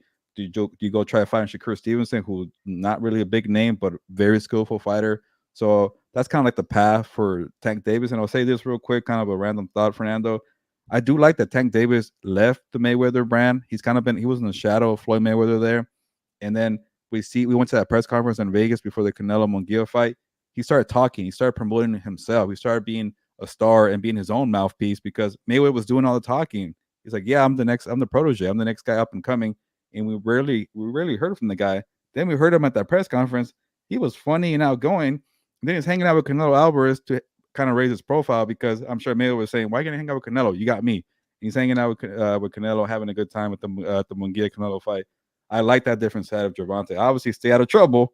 I remember, I think at the press release said he kind of, hated being in, I guess, that fake jail. He had nothing else to do but tweet. and it kind of gave him a little wake up call. So we'll see what he does for this next kind of chapter in his career. Yeah, no, and what did he say? He's like, I'm gonna have to take it. He's like, I feel bad for this guy. I'm gonna have to take out all my frustrations on him. And you're like, damn. Gilbert, by the way, you did mention Ryan Garcia, obviously friend of the show. He's been on here before, but this was a video of him on last week. I think it was June 8th. Was it Saturday? I think it was Saturday. Yeah. He was arrested at the Beverly Hills Hotel. That's where we were for the Canelo one, right? The presser. I want to say that's where it was too. The name sounded very familiar. Okay, yeah, that's where we were, Gilbert. And just what are your thoughts right now of what happened? Supposedly, allegedly, he vandalized his hotel room, and then he came out into the hallway or whatever and started vandalizing that as well, according to TMZ. You know, I kind of want to have some mixed feelings here. Obviously, the old school guy in me, the hard ass, the tough guy's like, enough is enough, man. You're a grown man now. Stop doing dumb crap like that. But then also you think about what he's gone through with the mental health stuff, and then also I think he announced that his mom has breast cancer, so that can't be easy to deal with. And then all the pressure that he's had, and obviously when you try to troll that hard and promote that hard, you start maybe believing your lies sometimes, or then you have a big victory like that. And you start feeling yourself sometimes, and you do dumb crap like that, and you add it with the whole personal stuff with the mom being sick. And I don't know, maybe he did some dumb choices. I'm not really sure exactly what he did to. I think I read $15,000 in damage at the hotel room. So obviously they called the cops there, and they weren't having, especially that type of hotel where it's kind of like a historic kind of hotel. You don't want to mess around kind of history with that. So, obviously he has to grow up. Maybe he needs some time away. Stop trying to promote a fight with Earl Spence Jr. Stop trying to fight Sebastian Fundora. All these dumb fights are just because you're trying to promote and keep your name in the headlines. Take a break, chill out, be with your mom, take care of yourself, take care of your mental health. But part of me is kind of like, dude, like enough is enough. Like then he got popped for the whole steroids thing. Again, I don't know what to believe, but just knowing his track record and his background of kind of doing some weird stuff, shady stuff, I don't know what to believe. Like I would want to side with the whole, being a good promoter and also dealing with the stuff at home. With him, it's kind of like it gets tiring after a while. So I don't know what to say or what to lean on here. But obviously, take some time away, chill out, be with your family. Yeah, and that's kind of the issue. Also, is that so many people depend on him that it's like, okay, like I'm sure that pressure also is a lot. I mean, I'm sure his whole family kind of depends on him for all that stuff. So it's just sad to see, especially with because he's so talented, and it's not just the boxing side, but the social media side. I mean, the guy, people like watching him. I mean, you saw that. I just put a 6-second TikTok of him on a horse, and I got like almost 2 million views on it on Terra, 1.5 or something like that. People care about the guy, and people want to see what the guy does. 1.7 million views on our YouTube channel for the show. Yeah, exactly. Yeah. And I mean, there's been a lot of different things that he obviously has brought, but just hopefully he can get it together and kind of get it going, because obviously the dude's talented, and I'm sure he's going through a lot right now. But and like you said, sometimes, I mean, and I know I kind of throw it back to wrestling, but that's kind of the beast that I know more. I've heard wrestlers before say that sometimes they believe the character that they are, and sometimes they turn into that character, especially when they've been drinking or doing other stuff. And that's kind of the risk that you run, because sometimes you turn into that. I mean, you saw the movie The Mask, right? Yeah. With Jim Carrey. Well, if you remember, the doctor, the psychiatrist, whatever you want to call him, the guy tells him we all wear masks, like we all are different people and everything. And that's the interesting part. Sometimes these guys believe all that, and they believe that they're bigger than the world, and they should get everything. And I'm not saying that's Ryan, but I'm just saying sometimes you see all that stuff and you believe all that stuff. So it's not a lie if you believe it. Yeah, exactly. So hopefully that's why right now when Dan and I and Melissa were driving back from Costco, and Dan's like, yeah, my hot takes. I'm like, what do you mean hot takes? Your right takes. He's like, exactly, my right takes. And I just started laughing. I'm like, this guy. But yeah, hopefully Ryan kind of gets it. I mean, is able to get it together. And I mean, Gilbert, you saw Brooklyn was pro Ryan Garcia. They wanted to see Ryan Garcia win. So hopefully he can get it together. Don Corion says, "Good afternoon, fellas. How you doing, man?" Gilbert, before love the name, love the picture. I know. Before we head over to wrestling, you spoke about Ryan Garcia and how much damage he did to the hotel room. Well, there's a rumor out there that Ryan and Devin have not been paid for the fight, and Golden Boy came out and said, as we have always done with all of our fighters, Golden Boy paid Ryan and Devin exactly what they were owed under their contracts. As with all pay-per-view events, revenue comes in over time, and additional payments will be made when more money is received. If they aren't aware of this fact, we would hope that their managers are, or perhaps Ryan and Devin should pay more attention to their contracts than their social media feeds. You would never see that type of statement in the NFL world, by the way. Dude, that would never happen. And this seems like Oscar de la Hoya kind of statement. But Gilbert, what and I think go ahead and I'm just trying to think of the date. So the fight was April 20th, 420, right? I think it's been 50 days, and they have 90 days to pay them. I've never been paid millions of dollars. I don't know how long it takes, but usually that's kind of what I've been a month, right? After a month, you kind of either get a stipend, or after, obviously not, it's not bi-weekly for these type of salaries. So no, hell no. I'm sure they get an ante, and then you start hearing what other fighters have said about Golden Boy, and Canelo Alvarez has been at the forefront of this. Like, hey, Oscar's a little shady here, but you know what? It hasn't been that long. I'm sure they'll get their money eventually. But with all the promotion, all the money put into it, we did see the venue at the Barclays wasn't totally filled to capacity.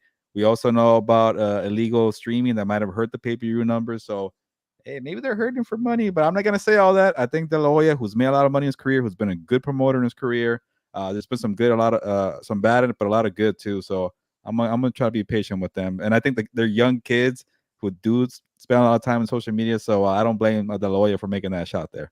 And if you notice, De La Hoya just copy and pasted. So I don't know if he's the one that wrote it or what. Oh, for sure, he said that. Yeah. So that was I do like that his side of a promoter is kind of like Dana White, but like, I don't care what you say. He's picking fights with Canelo, picking fights with Ryan Garcia, and it's like, hey, sometimes you kind of need that for the promotion. No, I completely agree with you when it comes to that. That's just, it's gonna be interesting. I mean, because I think they have 90 days from what I read. So so that'll be interesting. You know what's weird too? They released that statement even though they already knew that Ryan Garcia got arrested. They care more about them not being able to pay people. They cared about changing that narrative and not with Ryan Garcia being arrested. Mimsy says Golden Boy has had too many shady deals for me to put any trust in them, especially lately. Yeah, no, that's completely I completely understand that. Gilbert, this will be the 100th boxing event at the MGM this weekend. Some of the best fights, obviously, Julio Cesar Chavez Sr. versus Frankie Randall, George Foreman, Michael Moore, Mike Tyson, Evander Holyfield 2, the bite fight, obviously. Juan Manuel Marquez KOing Manny Pacquiao, Mayweather versus De La Hoya. Which has kind of been your favorite, Gilbert, or which one's the one that stands out the most to you? Yeah, there's so many. When I found out, that Tank Davis and Frank Martin is going to be the 100th main event boxing event at the MGM Grand Arena, I started thinking about all the fights that occurred there in 1994 when they opened the hotel there in the arena. Before that, the big place in Las Vegas was the outdoor arena at the Caesars Palace. A lot of great fights occurred, but then it moved over to indoors at the MGM Grand. Now it's going to be T-Mobile Arena. But I love the atmosphere at the MGM Grand. I got to cover a couple of fights there when I was in Las Vegas. It's not the biggest venue. I think it seats about 12,000 or 14,000. And T-Mobile was 20,000. So a little more intimate setting. And that's that's during the days when you used to sit ringside, not when they sold out the ringside seats for the rich people. But you're right there, man. I even watched Conor McGregor there knock out Jose Aldo. Amazing venue, and you're gonna experience that for Tank Davis and Frank Martin, historic. But you mentioned the movie, the George Foreman movie, when he beat Michael Moore in 1994 when he was 45 years old. He came back to fight because he needed money to build the church, right? And nobody thought he's gonna beat a heavyweight world champion. He did it at 45 years old, and then he got the Foreman grill, and it took off. Like, it's wild how much his career changed from being this dominant monster who was a Mike Tyson before Mike Tyson, Then he got beaten by Muhammad Ali. That's a story right there. And he had to reinvent himself. He retired. He went a different path. He was nicer to people. And then he needed money, and he comes back at 45. By the way, Manny Pacquiao saying he might come back and fight. I 45. saw that. So, yeah, I don't want to. He did win a couple times. He beat Keith Thurman. I don't know if he should come back, but hey, George Foreman if did it's it. in Vegas, we have to be there. Yeah, it'd be pretty cool. But I don't like when older fighters come back. But then Neither I got to remember about George Foreman doing that. Obviously, Mike Tyson and Evander Holyfield 2 was a bite fight. And then one that, I'll give you the last two here. Juan Manuel Marquez knocking out Manny Pacquiao in 2012, one of the, most devastating knockouts around the world and one of the most surprising. And then this one, I like to highlight Mayweather versus De La Hoya in 2007. I know exactly where I was for that one. That's when you saw Mayweather go from Pretty Boy Floyd to Money Mayweather. And he pretty much took the star power from De La Hoya because he's on the way out, beat him, and then became Money Mayweather, and the career took off right there. And that's all she wrote. Gilbert, real quick, did you hear about this upcoming fighter? There's this fighter that's supposedly kind of making the rounds right now. Let me grab this clip. There's this fighter right now that I saw, and I didn't know if is that it? Yeah. What do you think about this fighter right here?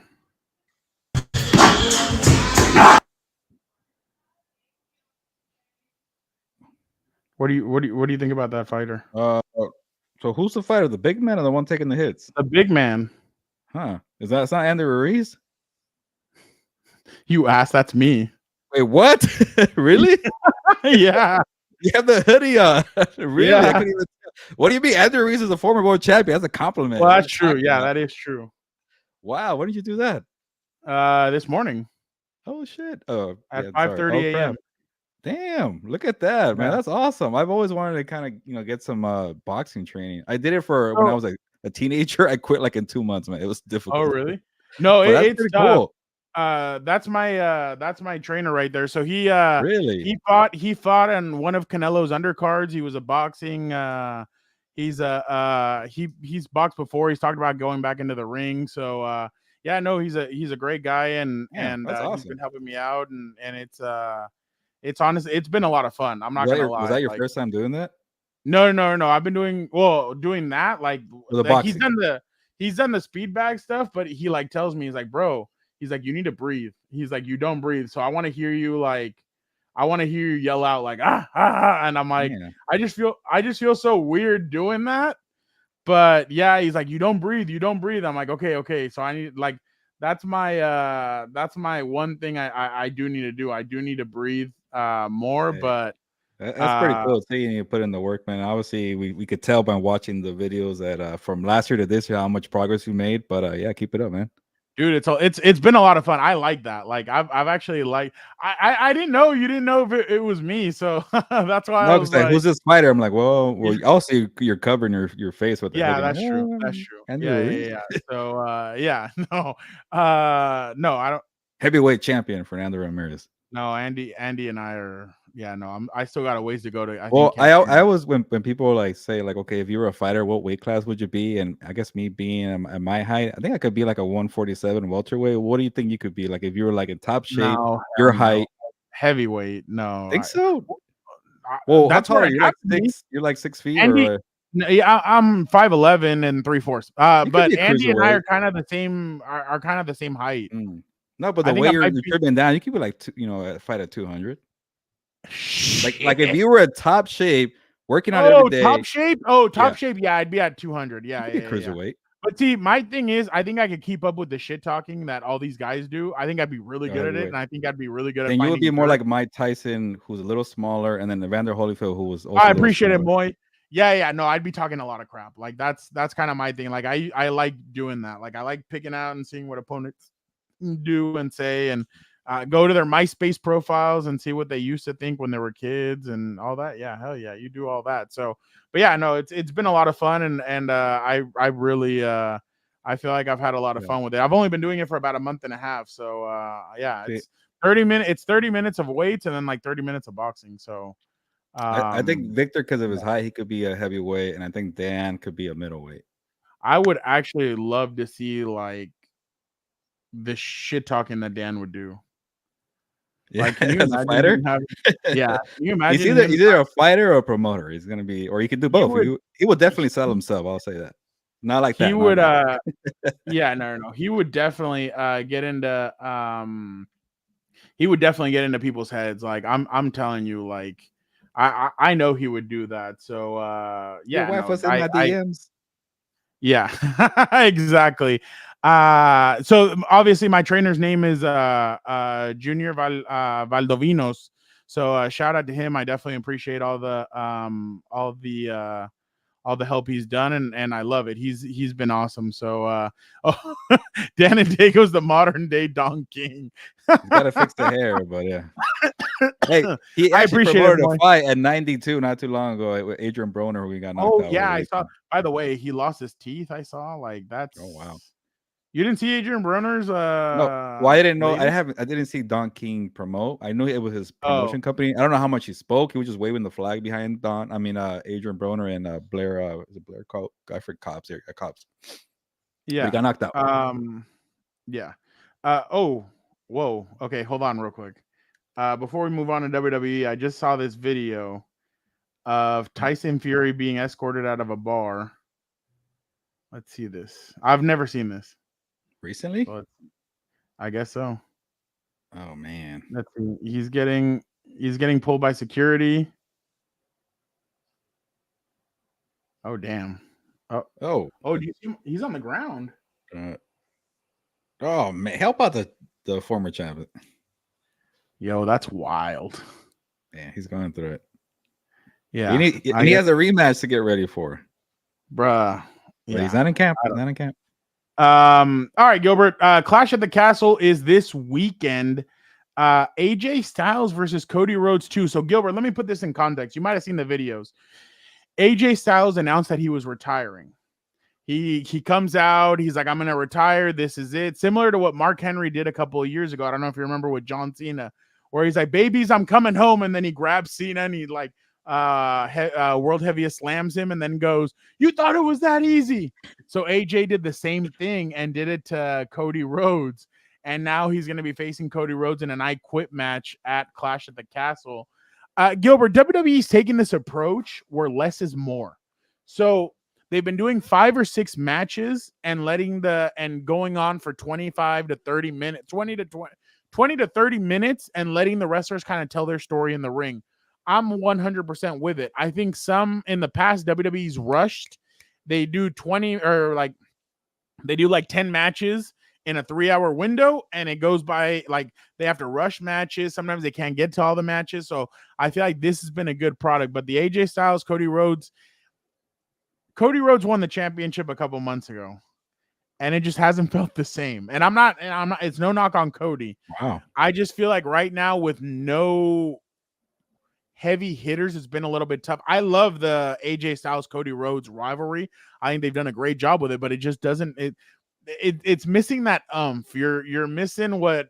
And again, Solo Sikoa came out. By the way, there's more Bloodline members coming from what I've been reading. So but Solo was presented as the tribal chief until Roman Reigns comes back, and they were booing and they started chanting, we want Roman. Very, very Gilbert, when that man comes back, that pop is going to be ridiculous. But I think Cody Rhodes and AJ Styles are 2 of the best wrestlers in the world. They're going to do a great job, I'm sure. But you kind of want that extra umph, and I feel like that's what they're going to add with this I Quit match. It's obviously they're going to be able to use weapons and all that stuff. So it'll be interesting to see.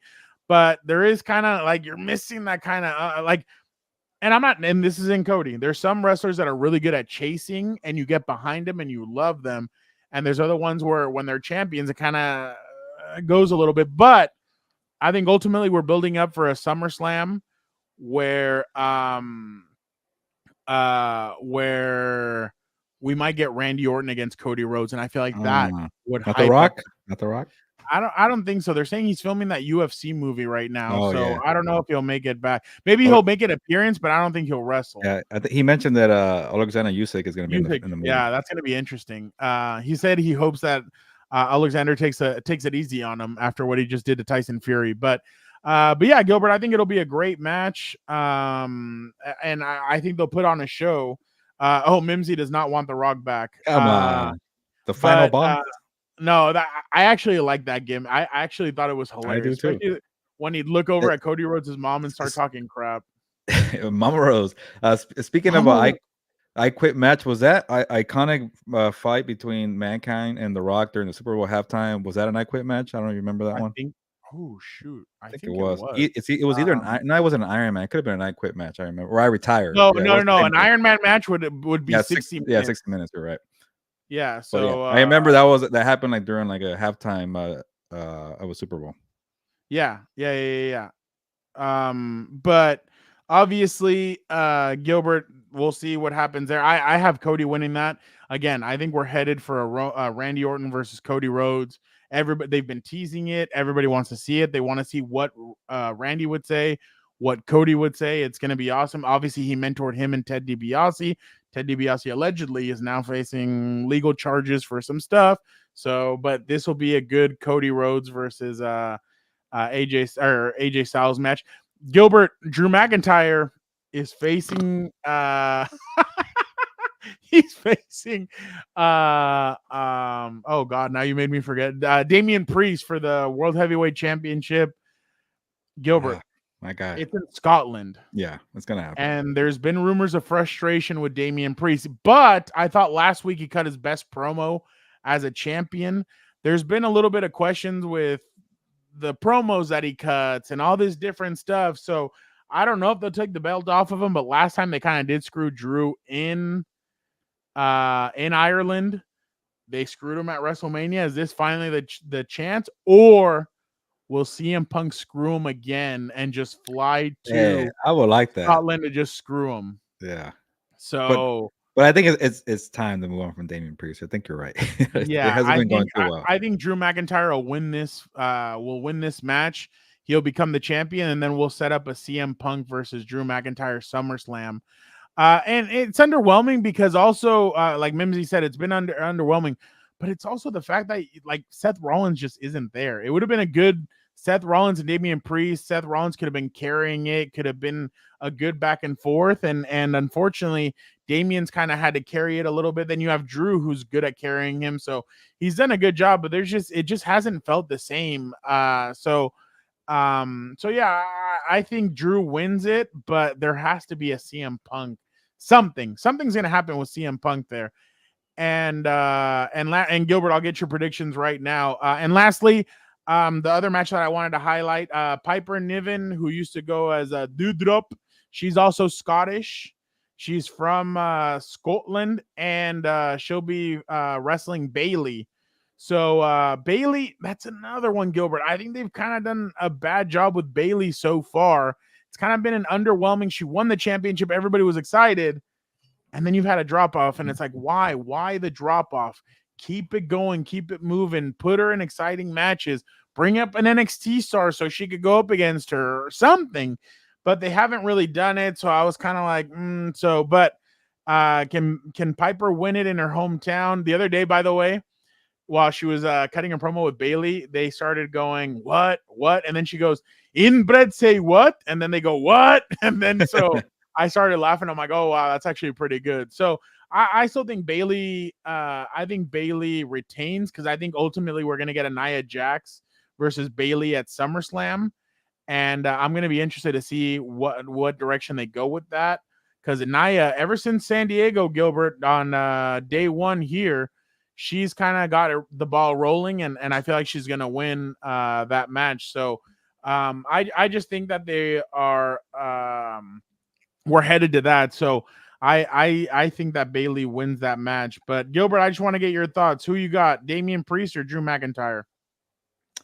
I think you're right. It's time for Drew McIntyre to deliver and also hold on to the title. And it's in Scotland. So I do like that storyline with CM Punk coming back. And Can you imagine it's going to be like the pop for Drew if he actually wins? It's going to be ridiculous.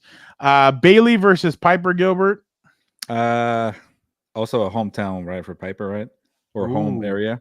But no, I'm just saying, like, I want to say, I want to say that, but they won't go 2 for 2. Give me Bayley. Cody Rhodes, AJ Styles. I quit match.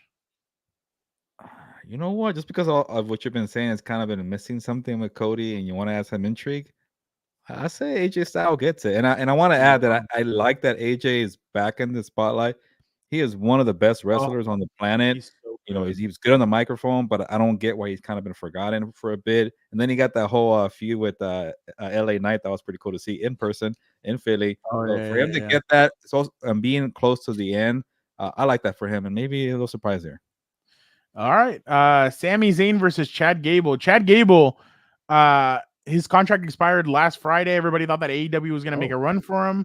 According to multiple sources, Chad Gable, not mine, people, some news outlets, Chad Gable is close to re-signing with WWE. So who knows if he's on Monday Night Raw tonight, because obviously we're recording right now. But Sami Zayn, Chad Gable, Gilbert. So if he's getting a new contract, make him happy. Chad Gable. I'm gonna go Chad Gable as well. I think again, Sami Zayn's a good chaser, but now I'm kind of like, all right, let's get it kind of going. So I'm gonna go Chad Gable as well. I think it's time for Sheesh to win one. So I'm definitely excited for that. And then last but not least, your girls, Bianca Belair and Jade Cargill, defend against Shayna Baszler, Zoe Stark, Alba Fry, and Isla Dawn. Gilbert, you got your girls retaining? Yeah, give me Jade and Bianca. They're on a dominant run, but eventually they're gonna turn on each other. I can't wait for that. Oof, that's gonna be. I still think that Jade needs a little bit more work before they do it, but they're cooking with gasoline right now. So I'm definitely. If that does occur, I wonder if Bianca does like a heel turn, which I don't know if she'll be good at. People like her a lot. I don't know. She might be interesting because we haven't, but yeah, I think Jade would be the one that would turn heel. I think she's good at both sides. That's good. That's her Yeah. thing. But you're right. She needs more work in the ring. But in terms of being a persona for both sides, I think she can knock it out the park for both. We'll be driving. We'll be on. Hopefully, we get to Vegas since we're leaving early in time. It starts at 11 a.m. So. Again. Like last time. What was the one last time? It was Backlash, right? Yeah, but that was in Lyon, and that one was earlier. So that one started at, I think, 10 a.m. This one starts at 11. Well, so yeah, hopefully we're in Vegas by then, because I checked the weather, 107 degrees in Las holy crap. All right. Yeah. And it was the hottest day from the 10-day forecast that I saw on my iPhone. What a so good luck. Crap. Yeah, no, I have the medics on standby. Right here anyways, but yeah, no, I know, for real. It's really hitting you right now. I gotta figure out. It's time for rapid fire. So let's bring in Vic, the producer, and see what he has what he's been up to. How you doing, Vic? Doing good. Can you guys hear me okay? I'm trying out this new Did you go to Olive Garden in Oklahoma? I did not. Oh. We actually went to some other place. It was really good though. All right. Why wouldn't you want to go to the hick places? Like, that's where I would, like, if I see a bunch of bunch of biker dudes and stuff, I'm like, okay, that's the place I want to go to. Like, those are the guys that know exactly what they want to eat. So yeah, so did you had fun out there? Yeah, it was good. I got to take a bucket list, an item out of my bucket list, and I got to go to the Women's College World Series for softball. That was pretty good. I got to see Oklahoma against UCLA, so that was really awesome. Was it expensive? Yes. Really? Wow. Yes. It was $150 a ticket, but you got to watch 2 games, but we only stayed for 1. It was super humid out there. It was the only day that it was humid. The other days were cloudy, so that was the only disappointing thing. Like that came Clark and Angela Reese. Or Angel Reese. This guy. I don't know.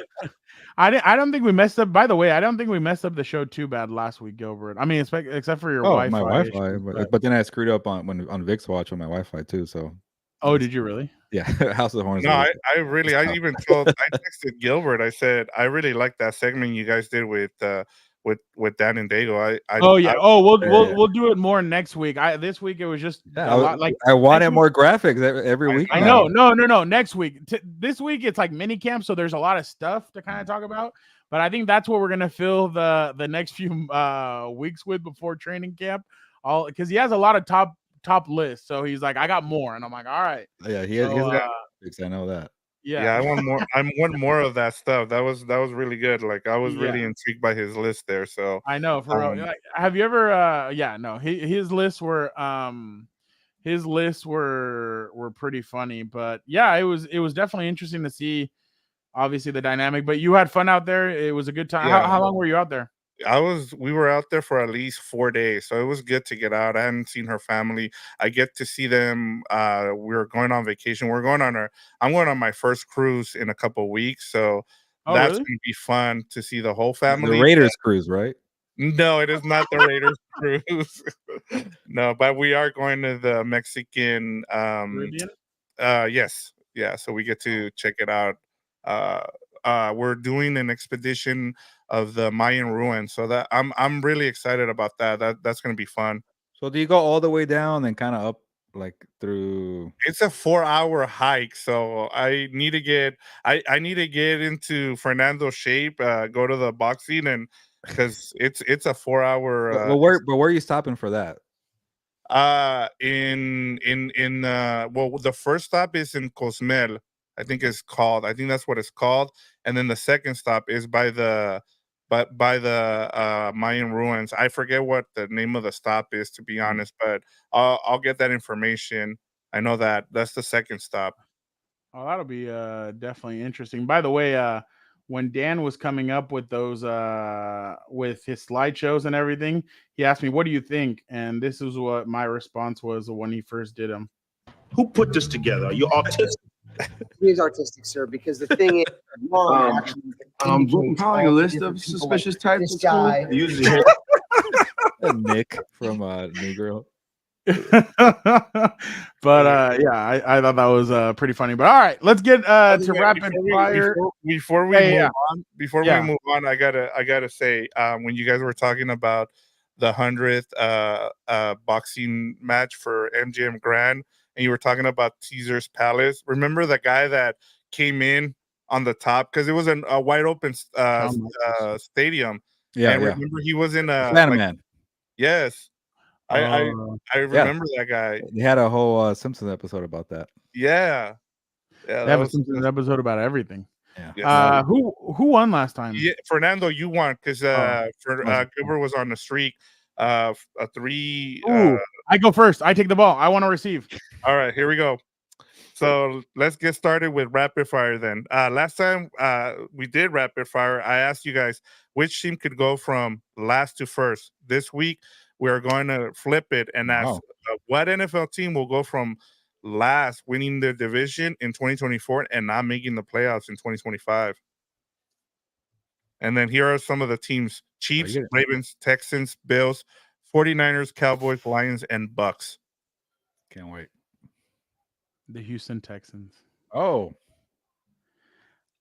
You thought I was gonna go with the Dallas Cowboys, but man, every time that we crown a team, or the media or people in general, when they crown a team, that team ends up not performing as well the next season. So I kind of want to pump the brakes on the Houston Texans. One, and I know people are going to be like, well, he still has Bobby Skoranek. No, Slowick. Sorry. Thank you. But he lost Shane Day, his quarterback coach. We all know Shane Day does a really good job with quarterbacks. Gilbert, you and I have been around him for years. You're bringing in Stephon Diggs. You're bringing in Joe Mixon. You have new faces. You're not going to have a last place schedule the way you did last year. The schedule's going to get tougher. There's a lot more opponents. There's going to be adversity. There's going to be last year. Remember, last year you took teams by surprise. This year, you're not going to come by a surprise. People are going to have film on you. How are you going to be able to change your game? How are you going to be able to adjust? I just don't know. As of right now, I mean, this is June 10th, but I'm going to go with the Houston Texans. I just don't know what to expect from them, and I'll say that the Houston Texans are my team to go from making the playoffs to possibly not making the playoffs. I'm going to get killed for that shit. Nah, that's a good one, Fernando, and I'm glad you didn't take the easy way out, and I'm trying to avoid like the Buccaneers or the Cowboys. That seems like the most logical, but it's never that easy. I don't know about the I think the Buccaneers will still be okay. Yeah, I still like them, but maybe they'll get cursed because I like the easy one would be the Cowboys, but it's not such a bad one because it would go along with what you wrote. Yeah, so I could go with that. I don't think they're that bad. So you know what? I'm gonna give you one just because the division is tough. I know. And maybe some players get healthy. I know. And I'm trying to give it some more thought, but I'm gonna give you my team and then I'll give you the points. But the Baltimore Ravens could definitely be that team. I don't feel confident, but you lose your defensive coordinator, Mike McDonald. So now is a new DC gonna work the same magic? A lot of your players got poached by the brother there, Jim Harbaugh. You have pretty much 3 new starters on the offensive line. They drafted some pieces, but they're young, inexperienced people. And I get that the Ravens have a good job or a good track record of developing alignment and having a good rushing attack. So the other thing is Derrick Henry still Derrick Henry. Like we're just expecting him to be that guy.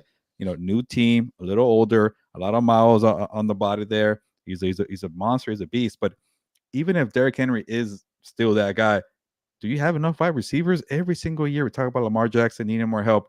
I like Zay Flowers, who's kind of a knucklehead at the end of his rookie year. He got those dumb plays against the Chiefs there. But what about after that? I'm not going to believe. I saw Mark Andrews say, hey, Rashad Bateman, he's going to be that guy. No. Trope alert, the summertime, best shape of my life. No, we've seen Rashad Bateman. You're not that guy. So you lost Odell Beckham Jr. So you don't really have any. I like Isaiah Likely. I like Mark Andrews, but you don't have enough weapons. The offensive line is the concern. You lose Mike McDonald, and then let me go through the division. If Joe Burrow is healthy, they're going to be a contender and fighting all the time. If somehow they get some kind of quarterback play in Cleveland, that's a very good defense there with some good weapons there. I don't know if Jerry Jeudy's going to do something, but you still got Amari Cooper, you got David Njoku, and maybe Nick Chubb comes back healthy. And then the Steelers have a very good roster, but they need a quarterback. But I'm not going to count on Mike Tomlin, who just got an extension. He usually is good enough for 8 or 9 wins, regardless of the quarterback. So it's a tough division. You better be physical. You better be a bruising team. And the Ravens tend to do that. And I'm not even sure if they ever been last in the John Harbaugh. I got to look that up. So I should have thought about that before. But to give you an interesting answer, let me go with the Baltimore Ravens. And to add to yours, they got poached. They lost a lot of players to the to the Titans, to the Seahawks, to the Chargers. Jets. So I completely agree with you. Yeah, and I was gonna say, I mean, both of you guys made some great points, and both of those teams are on my radar in terms of, as I start to look at the new 5 teams that are gonna make the playoffs, and then the 5 teams that are gonna be left out of the playoffs. The Texans and the Ravens are 2 of those teams, and I bet you if you ask a regular person who the defensive coordinator is, they're not gonna tell you who it is for the Ravens. It's Zach Orr, right? I mean, he's a guy who played, he's like 35 years old. He's a young guy. Yeah, he's getting they lost Anthony Weaver too. Yes, he went to the Dolphins. Dolphins. Yes, and then you had. I mean, that's part of the problem too. And what we saw we talked about this last season as well with the Eagles. They lost both of their coordinators, and I said it's gonna come into play eventually, and it did. And I think with the Ravens, I think this is why I'm giving you the point here, Gilbert, is because we don't know what we're going to get from the Ravens. And not only that, but you also have a tough division. We've seen, and we'll get to another question, in this rapid fire, Lamar Jackson showed up 20 pounds lighter. I don't understand that as well. So, and we'll talk about who's more of a concern with 2 of the quarterbacks showing up, underweight, but Real quick, my bad. No, go ahead. Marcus May just signed with the Dolphins. They're kind of saying breaking news, huge addition. What do you think? They need help. I don't know if it's huge news to me, but he's still a quality player. But also it does help because I think they lost Xavier Howard, and then you also you still have Javon Holland, right, who's a good player, and you don't know how much you have in Jalen Ramsey. I think he's still a good player, but it does help. They don't have a lot of. If you look at the interior defensive line, that's gonna be the real problem because they lost Christian Wilkins. Yeah, no, my bad, Vic. Go ahead. No, you're good. All right, moving on here, and I just talked about it. Lamar Jackson and Tua showed up to OTAs down more than 15 pounds from last year's playing weight. Which team should be more concerned with their quarterback's weight drop, the Ravens or the Dolphins? I kind of want to go with Lamar Jackson because he's already like on the slim side. Why are you losing more weight? Like, are you thinking you get faster that does better? No, that's not the issue. You're fast. Like, we need you to complete passes down the field. Like, I don't know what's going on there, but I'm gonna go with Tua because he has a lot more riding here. He might I got like Dan and Daygo. I'm gonna get some points from you right here. I think the Dolphins should make Tua wait. Don't sign him to a contract. And it's gonna come out tomorrow at SI. I wrote about it, and I was trying to think about there's 5 quarterbacks who are making $50 million per year, and I wanted to justify all 5. There's 3 that just passed the eye test. That who cares what roster, what day it is, who's hurt? You're gonna always have a chance. Joe Burrow, Justin Herbert, and then who was the other one that I had? Lamar Jackson. Lamar Jackson. I think when he gets going, he's special. Obviously, doesn't win playoff games, but he could carry you with the rushing, with the throwing. That's 3. And then the ones that you could win with, to take a line from Ryan Poles, they're very good, but you need a good surrounding, a good coaching, good system. But when it comes to the playoffs, you could trust the guy. Jalen Hurts, Jared Goff. They've done the playoff stuff. They've gone to the Super Bowl. Tua has done neither. He's not the guy who just carry your team, and he's not a guy you can rely on in the postseason. So to lose weight, maybe he's trying something here to earn that contract and get the respect from the Dolphins here or from the football public. I don't know what he's doing because he's had the injury history too. Yeah, he played all 17 games last year, so you kind of want to cross that out. But every year is different. Maybe you still have some injury concerns. So for Tua, who's at it, the hip issue, concussions, why are you losing weight when you're kind of the bulky quarterback? Like, he kind of has that body of Russell Wilson, a little like Kyler Murray. They're smaller, but you have more weight. You could withstand the hits there. So I don't know what Tua's doing. Maybe he's trying something different here. Maybe he's trying to prove to the Dolphins, hey, I'm in shape. Can you pay me here? But honestly, Mike McDaniel, Tua, they all have things to prove. Maybe wait it out. I know that's not the question here, but with Tua, I have concerns about him losing all that weight. They called him a fat ass. His own teammates were calling him fat really? and all this stuff. Oh, you didn't? Jalen Waddle was like, I miss fat Tua. And then Tyreek Hill said that he saw him at the Pro Bowl, and he's like, what the hell is this? Like, what happened to him? So is that gonna help? I don't know, man. I just don't know how it can help, especially with all the and their offensive line is bad. Like, oh yeah. How are you expecting that to help? And then when it comes to Lamar Jackson, Mimsy kind of made my point for me.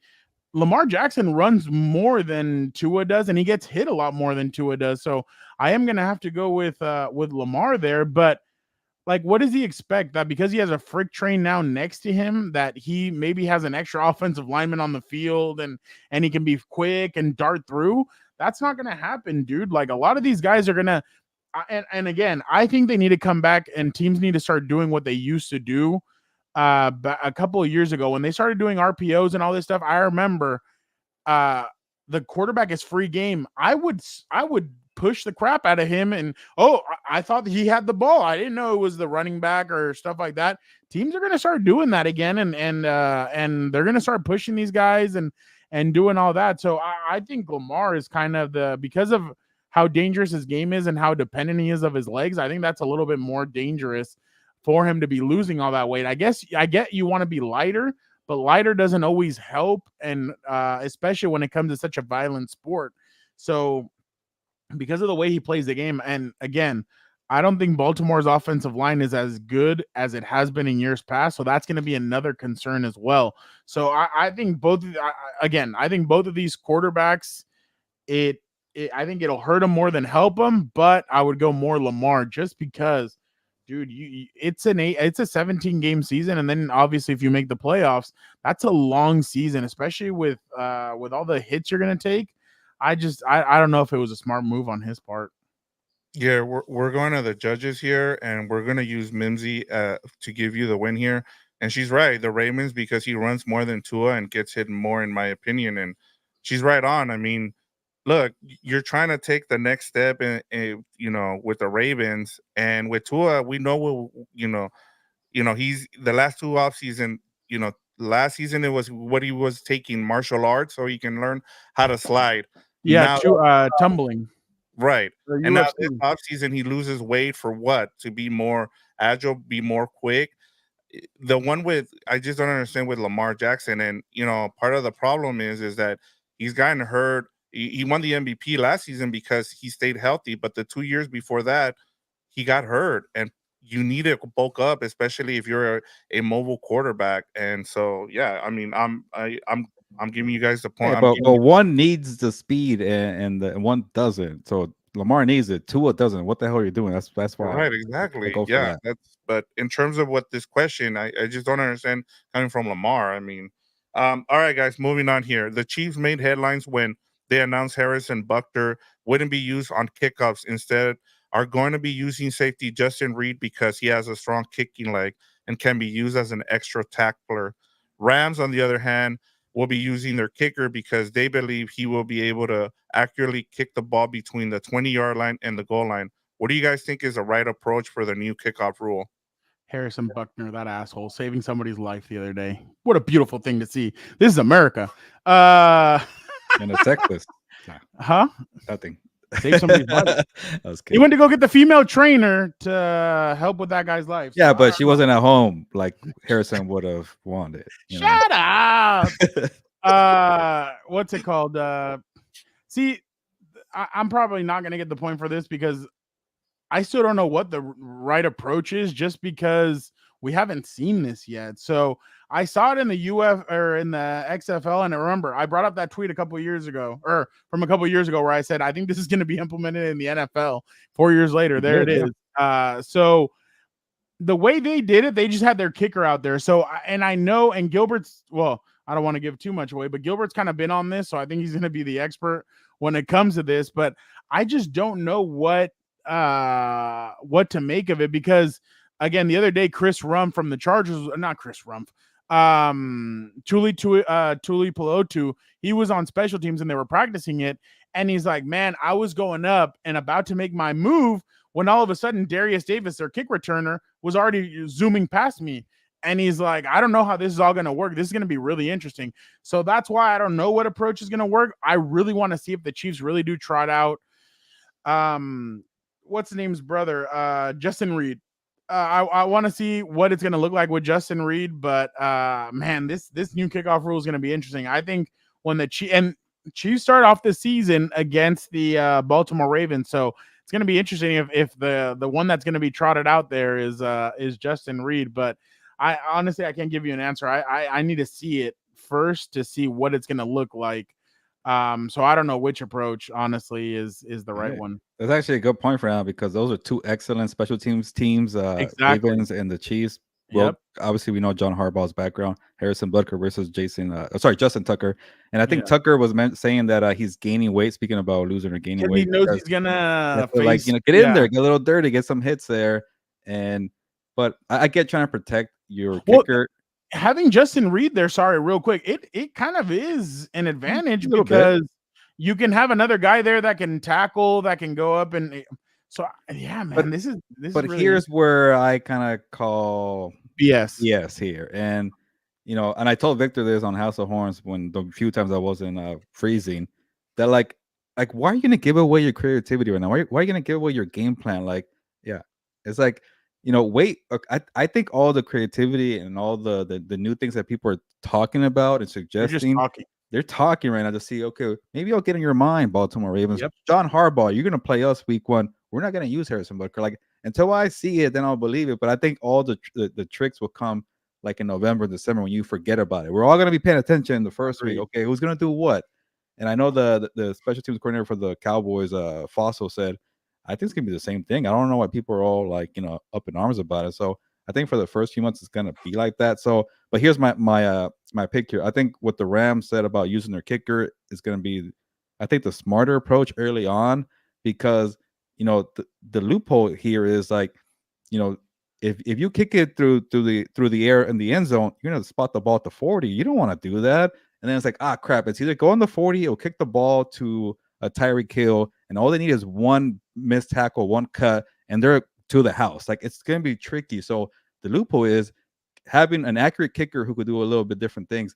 That bounce into the end zone, kick it away from the dangerous playmaker, and get lucky, get a bounce into the end zone. I think that's where it starts at the 25 or 30. I forget. It's not the 40-yard line. So kickers that get kind of pinpoint where to put the ball and place it, that matters. I don't know if Justin Reed has that. So I think with the kicker and just kind of doing a little more, but also like these kickers don't train for that. Some of them maybe do. Maybe they kind of forgot about it because the old rules say just kick it in the back of the end zone, you're fine. But that's all going to be a factor, and I think I'd rather go with a kicker to practice that that bounce into the end zone. By the way, Fossil was the Fossil, whatever. Fossil. Yeah, he was the. I thought he was the star of Hard Knocks in 2017 when the Rams. Yeah, I remember. Yeah. He was. The Rams were really missing, or they still are, I think. Yeah. He was good. He was good that season. I thought he was one of the stars. I know they focused on the players, but because there was one player, I can't remember his name. He was like, I don't think mermaids are real, or I think mermaids are real. And I'm like, holy crap, that's where we're going with this. So well, you have the Jared Goff thing about the sun. That was no, but I'm giving the point here to Gilbert, and you're right, Gilbert. I think precision from a kicker is going to be big because one of the things I've talked about here, and and I'm excited for this because we're now gonna, and the NFL is doing a good job of incorporating this because, they want to, have you be watching TV the whole time. They don't want you to go, hey, the kickoff's coming up. Like, let's go get a beer or let's go pee here. They want to take my break at the press box. That's for sure. Yeah, exactly. That's the reason they're doing this. And I told you, Gilbert, on House of Horns, like I think if you're one of these teams, you want to use a running back because you can juke guys, and some of the defenders because they're not allowed to start towards you until the returner catches the ball, and so this is where the precision from a kicker is going to come into play. So I'm giving you here the point just because of that. I mean, having Justin Reed is cool, but I think they're just trying to protect them with all the stuff that's going on with. But honestly, like you said too, why are you giving out your secrets? Right now, you kind of want to see it, and we won't see it in preseason either, because I think when we're going to see it is during scrimmages and during camp, and I think that's part of the thing too. So I just thought this was an interesting thing just to hear both sides, and I thought it was a good thing to see it as well. But point of view here, up to 1 here, Gilbert. So here we go. Which quarterback competition will have the bigger impact this season? The Steelers with Russell Wilson and Justin Fields, or the Raiders with Aiden O'Connell and Gardner Minshew? This was kind of a trick question because I feel for sure I think Russell Wilson's locked in to QB1. I don't agree with it. I'll tell you right now why not. And I'm starting to buy the smoke for Aiden O'Connell with the Raiders. So is it going to be a true competition? But I'll give you an answer here. I think Minshew has a better chance of competing with O'Connell than Justin Fields has with Russell Wilson. So you said which one's going to have more impact, right? Not which one's not going to be. Like it's more of like, let's say more of a competition wins the whether it's Wilson or O'Connell. Which one of those guys, whatever guy you're going with, is going to have the bigger impact for their team? Yeah. I'm going to stay away from the Steelers. I don't know what the hell they're doing. I'm giving the job to Russell Wilson. Big mistake, and I guess at least to me. There's a little more of a competition with the Raiders, and I think if Minshew wins it, I'm giving the Raiders more of a chance of doing something in the playoffs, or not the playoffs, the regular season. I'm not the biggest Aiden O'Connell fan. I've already gotten bashed for this. I think he's if I'm doing the backup QB rankings again, he'll be up there, one of the best backup QB. That's who he is. He's a backup quarterback. I don't think maybe he could be an efficient guy. And that's the same thing with Russell Wilson. Mike Tomlin is playing it safe because he was traumatized from Kenny Pickett. I need somebody who's experienced, somebody efficient. Just run my offense and give us a chance. That's Aiden O'Connell. Minshew gives you a fighting chance when you're a little behind. Push the ball down the field. Like if you're Devontae Adams, you want Minshew to give you the ball. We saw what he did with the Colts here with Michael Pittman and getting, a first down away for the playoffs. So I like Minshew. I like the roller coaster. Yeah, maybe I'm a little harsh on O'Connell. Maybe there's a second season jump here that I'm missing. But I think if they go Aiden O'Connell, it could be a rough season for the Raiders. If Minshew wins, you might not make noise in the playoffs, but I think you have a better chance of making the wild card with Minshew. That's just my opinion. Don't torch me, but that's what I think. I think the Steelers one is going to dictate more of what they can do because I think the weapons that the Raiders possess help whichever quarterback is there. And I think when it comes to the Steelers, I think which quarterback you choose to go with is going to be the one that determines how your season is going to go. So I said before, when Russell Wilson signed with the Steelers, I said he could be the first quarterback to give Mike Tomlin a losing season. He won't get him fired now because he just signed a 3-year extension with the Steelers. But I think regardless of the way that they go, that's going to dictate how their season goes, regardless of the quarterback. Last year, I thought Russell Wilson had some good moments, and everybody's like, "Oh, look at his stats." Yeah, but there was clutch situations where he just didn't have it anymore. And I remember the Houston Texans game; they should have beaten Houston late in the season, and he threw a pick. He just threw one of those like, "Oh, here, let's just throw it up," and it got picked off. So I'm gonna go Russell Wilson and Justin Fields. Whatever happens with either one of those guys, I think that's going to dictate how the Steelers season goes, especially because we all know since Big Ben has left, even when Big Ben was there, the defense has been good. It's been the offense that's kind of been the hit and miss, and you kind of want something's got to give. And like Gilbert said, the ghost of Kenny Pickett is probably still there. Now he's with the Eagles, obviously. But I definitely think that it's going to be the Steelers, and I think they're going to go with Russell Wilson because of the veteran experience. But I totally could see halfway through the year, if he's just crapping himself where he's at, I think they'll go Justin Fields and see what Justin has. But Gilbert, are you kind of buying that they have play designs for Justin Fields, or do you think the starter is the starter regardless? I think they might have a few plays, but I am thinking Russell Wilson's blocked in for QB1. But maybe try to use him like Taysom Hill. They're talking about using him on special teams. That tells you right there he has no chance of winning that job when you're trying to play on special teams. Jesus. But I'll kind of counter, Fernando. Are you saying that you think Fields and Minshew give their teams a better chances of winning? I think Minshew does. Fields, his turnovers and his decision making, sometimes I'm kind of like, what are you doing? But then Russell also, and here it's like experience or youth, and I might go with the youth. I'd rather go with the upside. Yeah, I think the youth. You don't know yet what Justin Fields could be. The only thing is Arthur Smith really worries me, just because of what we saw from him in Atlanta. So I guess it's kind of like there's a lot of negative ups and negatives, but I would go with Justin. I think Justin Fields and Gardner Minshew both give their teams a better chance of winning. And obviously Pittsburgh spent a lot of capital on their offensive line, so we'll see if that materializes. But I'm going to say that the Steelers are the way to go when it comes to this question.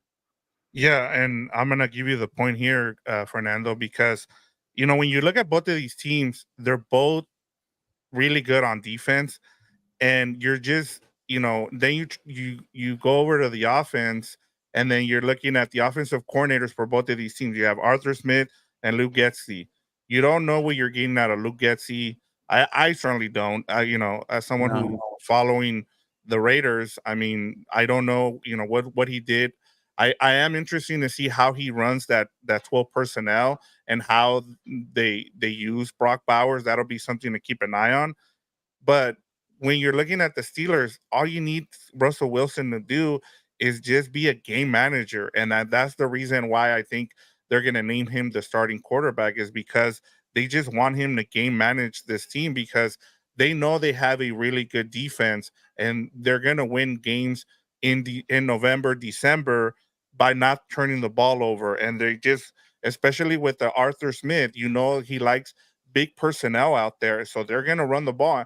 And if you look at the end of last season with the Steelers, the reason they got in the playoffs was because they started running the ball. You finally saw Najee Harris take that step.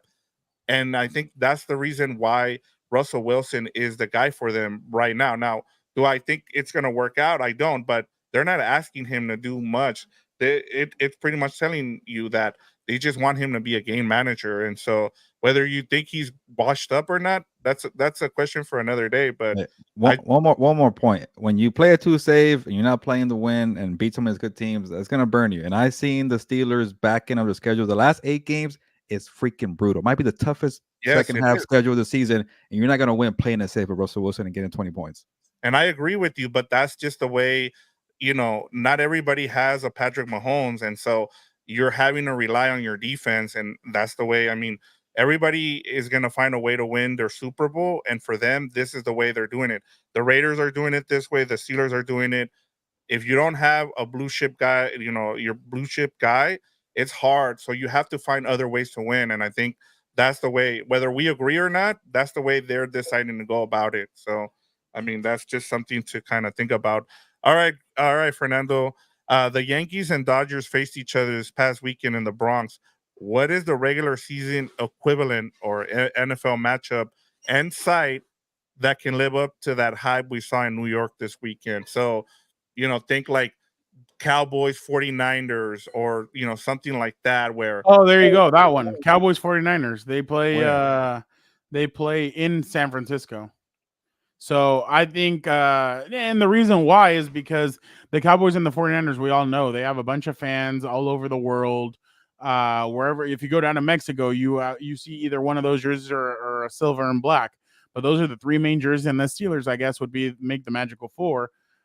But I can't remember when the 49ers play the Dallas Cowboys, but I think that's definitely a game that everybody obviously wants to see. Everybody, I mean, last year was a blow. The last few years has kind of been a bad one, but it is on October 27th. It is 5:20, and it is Cowboys at 49ers. So that one, you're going to see fights. You're going to see opposing fans. You're going to see everything. So I'm going to go with the 49ers and the Cowboys because of how big those franchises are and how many rings they've won. And obviously neither franchise has won crap in the last 30 years, or 25 years. So I'm going to go with them. They have the loudest fan base, excluding the Raiders. They have the loudest fan bases. So there's definitely a lot of animosity between both sides. You're saying this is the game that's going to take place this season, or can I just make something up? I'm not even sure if they actually play each other. Yeah, so it would be this season. So, for me, the one I would be looking for, where I'm looking forward to, is Lambeau Field, Packers Lions. For me, would be a game that I think could live up to the hype. And it's the only game that Jared Goff is playing outdoor, by the way, which is crazy to me. Well, he's got the Packers one and he's got the Bears one. Those are the only two outdoor games he's going to have this season. I don't know. The Chiefs, are they going to play the Chiefs? The Chiefs, and you have the Chiefs and Bills at Orchard Park. See, I'll just do it because I like the rivalry, Chiefs and Bills, because the Bills can't beat the Chiefs, and eventually you got to break through, right?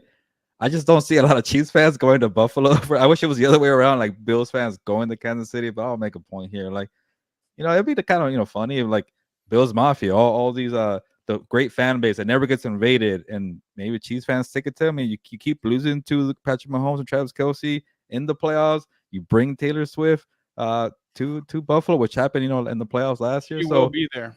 So keep doing it, keep messing with them. That way we can have Adam Hill troll Bills fans when the Chiefs beat the Buffalo Bills in Orchard Park. There, he has a concert in Toronto the night before. Oh, yeah. You know that. Okay, you're making my points. There you go. Perfect. The Chiefs fans will be there. The Swifties will be there. Go invade the tables and make life miserable for the Bills. Yeah, I'm surprised none of you guys win with Chiefs and Raiders, especially on Black Friday. But I'm giving you the point here, Gilbert. I don't want to go divisional. We see that too much. Yeah, I know. That is true, too. I mean, it's two teams that you hardly see each other, kind of like with the Dodgers and the Yankees. We've seen that's what I was going off. Niners and Cowboys. I was trying to see what kind of something that would be similar, but I'm with you. Chiefs and Bills has turned into that, even though I mean, during the regular season, in the playoffs, we know the Chiefs pretty much have handled the Bills, but in the regular season, they've been switching up wins. So honestly, it would have to be somewhere touristy where fans don't get to go to a lot. Obviously, Dodger fans going to New York. It would be some team that never plays New Orleans and just trying to go into Mardi Gras, something like that. Yeah, true. All right, Gilbert, congratulations. Here, let me use since I have a little bit. Where was it? There you go. That was it? That was all. More here. Yeah. I could barely hear it. That's why. But I can hear it. Turn it up. There it goes. Thank you for celebration. All right. Just end the show. Let us bring in back Dan and Daygo. Dan, how are you doing? I'm good. I was just doing some summer school stuff now while trying to maximize my time in the green room. No, what's it called? Are you going to give Gilbert credit for saying that the weight loss that Tua did isn't going to help him this season?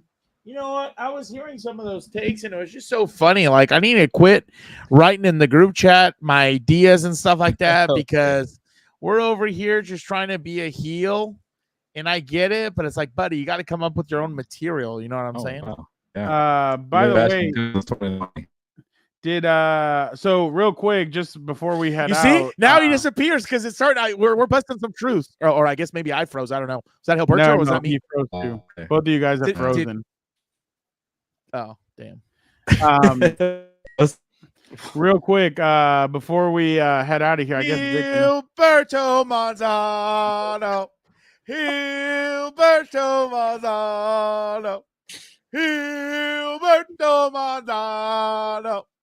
Back. R.I.P. Shed a tear, dude. It's the Dan and Daygo hour. How are we all doing? How in the hell are we all doing over here? All right. Well, while he gets situated, Vic, I don't know if you've watched it yet because I know that you like going to the movies, but Dan and I went to go watch Bad Boys over the weekend, and I heard it's really good, by the way. So Dan and I both went to go watch it, and Dan's kind of a hard critic when it comes to movies. Okay, and it was actually really fun. Like, number 3, we thought was kind of a stretch. Like, there was some stupid stuff. And then I'm not a big fan of what's that alleged drug mule? What's her name? The one that was friends with El Chapo. Oh, Kate del Castillo. Kate del Castillo. I wasn't a big fan of her addition. I didn't think she was in that good. 3. That shows you how forgettable it was. There was a third. Which one are we in right now? Third is the one where she has so Will Smith. Spoiler alert. He gets touched up for the first time. Yeah. Well, Will Smith had an affair, and then they had a kid. A real story. So the kid is getting revenge on his dad. So and then they have to go to. That was number 3. That was number 3. That's wild. Yeah. So we went to go watch it, and it was actually really good. We were laughing. It was a pretty good action scenes. It was a really good I thought it was a solid movie. If this is going to start off the summer, it's a good start because obviously Wolverine and Deadpool's coming up, and there's some Dan and I are excited about Beetlejuice 2. So hopefully this kind of jump-started it. But it made a lot of money, and I was pleasantly surprised. By the way, look what Will Smith ended up doing over the weekend. When hell's about to go in the theater. It's a ritual I have. I do it like whenever a movie come out. I wonder who he's gonna slap. Saturday and usually a matinee on Sunday. Allegedly. Going to not alleged. There's video. Man,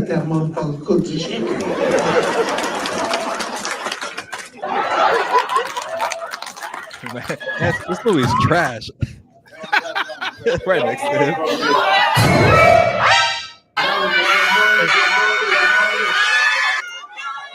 Oh, I respect that. Man. That's cool.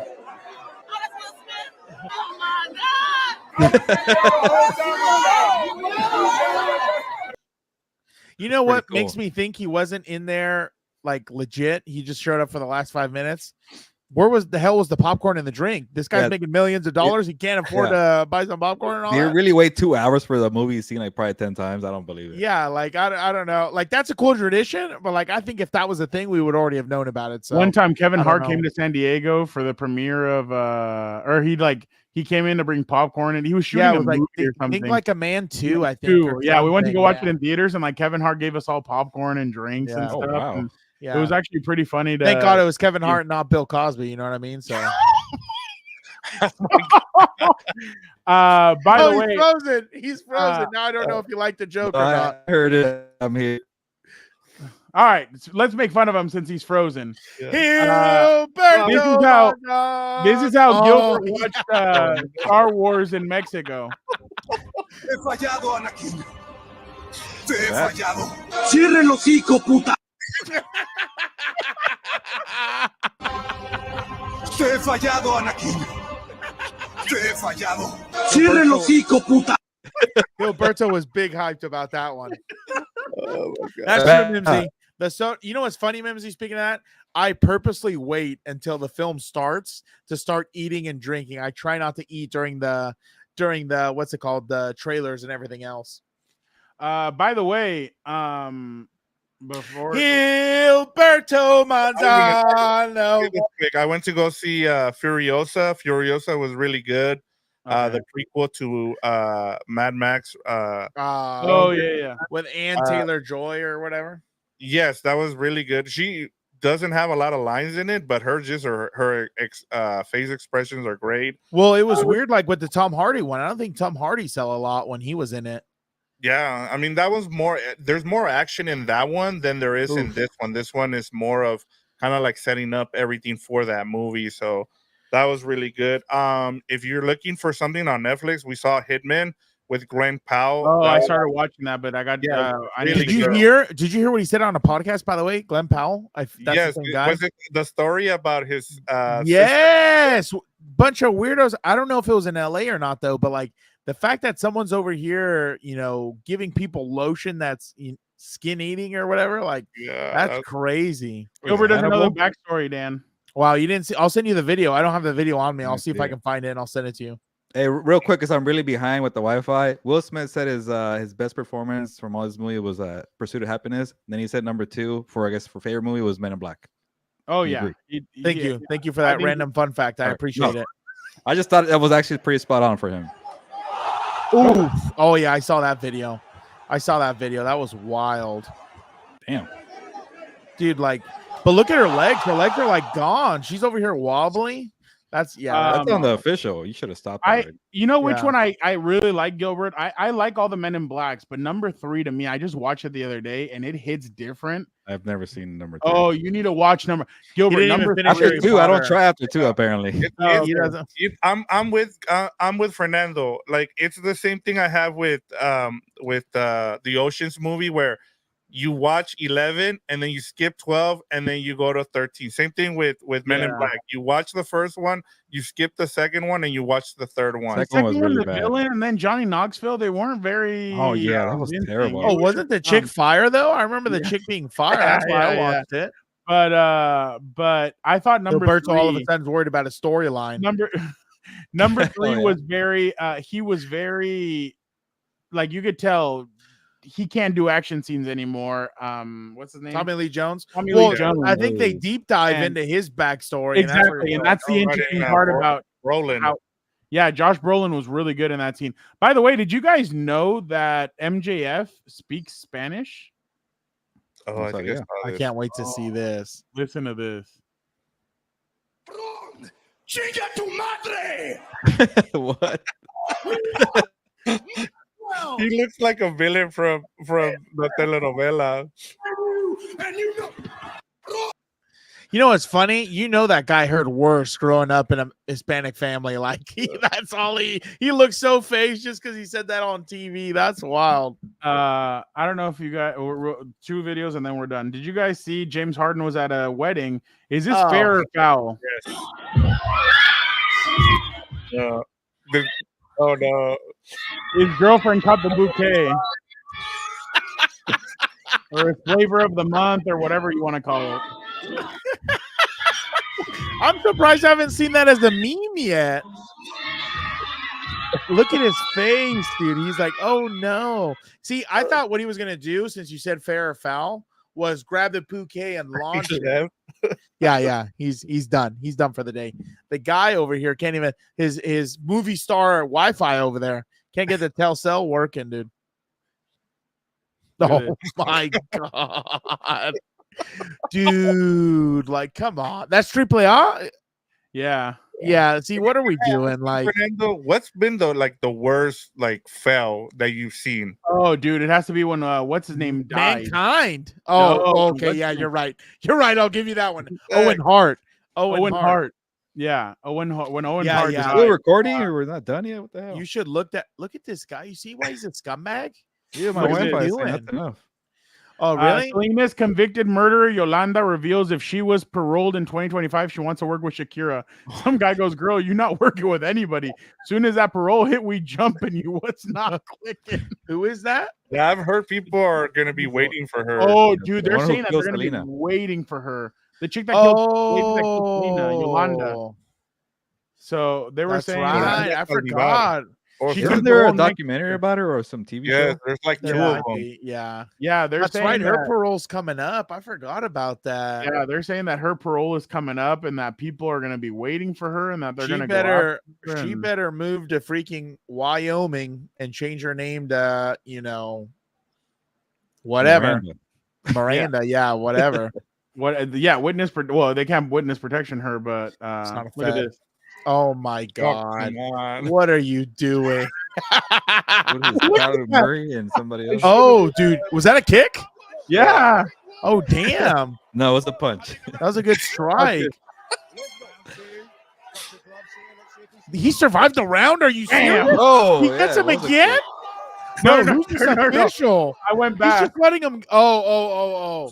I was about to say he's like Herb. Damn. Herb What's Kane the or name of Herb- this league? World It's Freak World Fight League. Freak Oh my God! Got him. Damn. Dude, that's like that's the wild part when they kind of let him keep going. Mad I'm respect to that "Ooh." guy. Yeah, for real. That was a beautiful kick, textbook. No, it really was, but before we Gilbert, do you have anything you watched? Any recommendations? yeah, This Gilbert guy gonna watched this. recommend? He doesn't watch anything. He watches What are you half an talking hour. about? I've and been says, watching "I'm done." Suits. Half an hour. This and guy, then I'm done. this guy got a tattoo of John Cena. Oh, Here we no. go. He had to introduce his hero God, one you way or can't see it. another. So stupid. So dumb. I'm so over it. I'm so over it. Yeah, I'm so that was over such a John old That's Cena. joke. so good. What are you guys talking And what- about? And Dan, Here we go. Hormones. Did I freeze already? Finally, we're gonna agree, and he freezes. That's why I have to come over and get stuff like this. Oh, This I- happened in New yeah. York. Oh my! This is staged. Was that a superhero? No, What yeah. the hell was that? They jumped off of the. Oh, that's Spider-Man. Oh my God! If there's ever a video you need to see of the decay of New York City, here it is, right here. What the hell's he doing up there on the subway anyway? Wouldn't he like get He's smudged? Or... protecting the city. Oh, you friendly neighborhood Spider-Man? Yeah, sure. It's what's it called? It's That was probably staged. no, it's not. No, yeah, it is. It is. Gilbert's still frozen, so we're just gonna continue until he Gilberto unfreezes. Monzano. Dad, do you miss your or Dan? Do you miss Oh, bring my tribal let's chief end it. back. Use my government issued name or my nickname. Everything Triple H said up here is true. Except that. I'm the greatest of all time, kid. That hurts Frown's feelings because John Cena is the greatest of all time. My Let's tribal go, chief. Cena. All right. All right, let's get out of here. Again, thank you guys so much for checking out. We went a little bit longer than we usually do, but just to let you guys know, June 24th, there will not be a show. So just wanted to throw that out there. We'll let you guys know. Obviously, June 24th, no show, but there will be a show next Monday. So make sure you guys tune in. This week, I'm sure Gilbert and Vic will get together for House of Horns to shoot an episode. Wednesday, I'm guessing. And then I don't we'll try and do a What's Up Bolts. I don't know how it's gonna happen. Maybe I'll ask Gilbert to jump in there since we're both gonna be there on Thursday, but watching Chargers practice. But again, this weekend, Gilbert and I will both be in Vegas. For Frank Martin versus Tank Davis.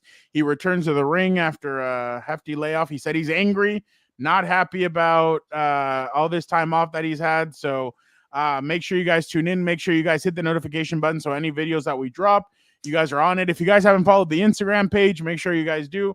At Compas on the Beat. We do a great job of throwing stuff out there. So make sure you guys tune into that. I think that's the same thing on TikTok. So make sure you guys follow us on TikTok as well. And just stay up to date, man. And again, we have some great stuff. Look, I'm going to be honest. The reason why we're doing well and we're succeeding again, we're behind the scenes. We're in this stuff. We're in locker rooms. We know what the heck is going on behind the scenes. Yeah. Make sure you guys hit that guy's gonna lose. Make sure you guys hit he's getting outshined by Logan Paul.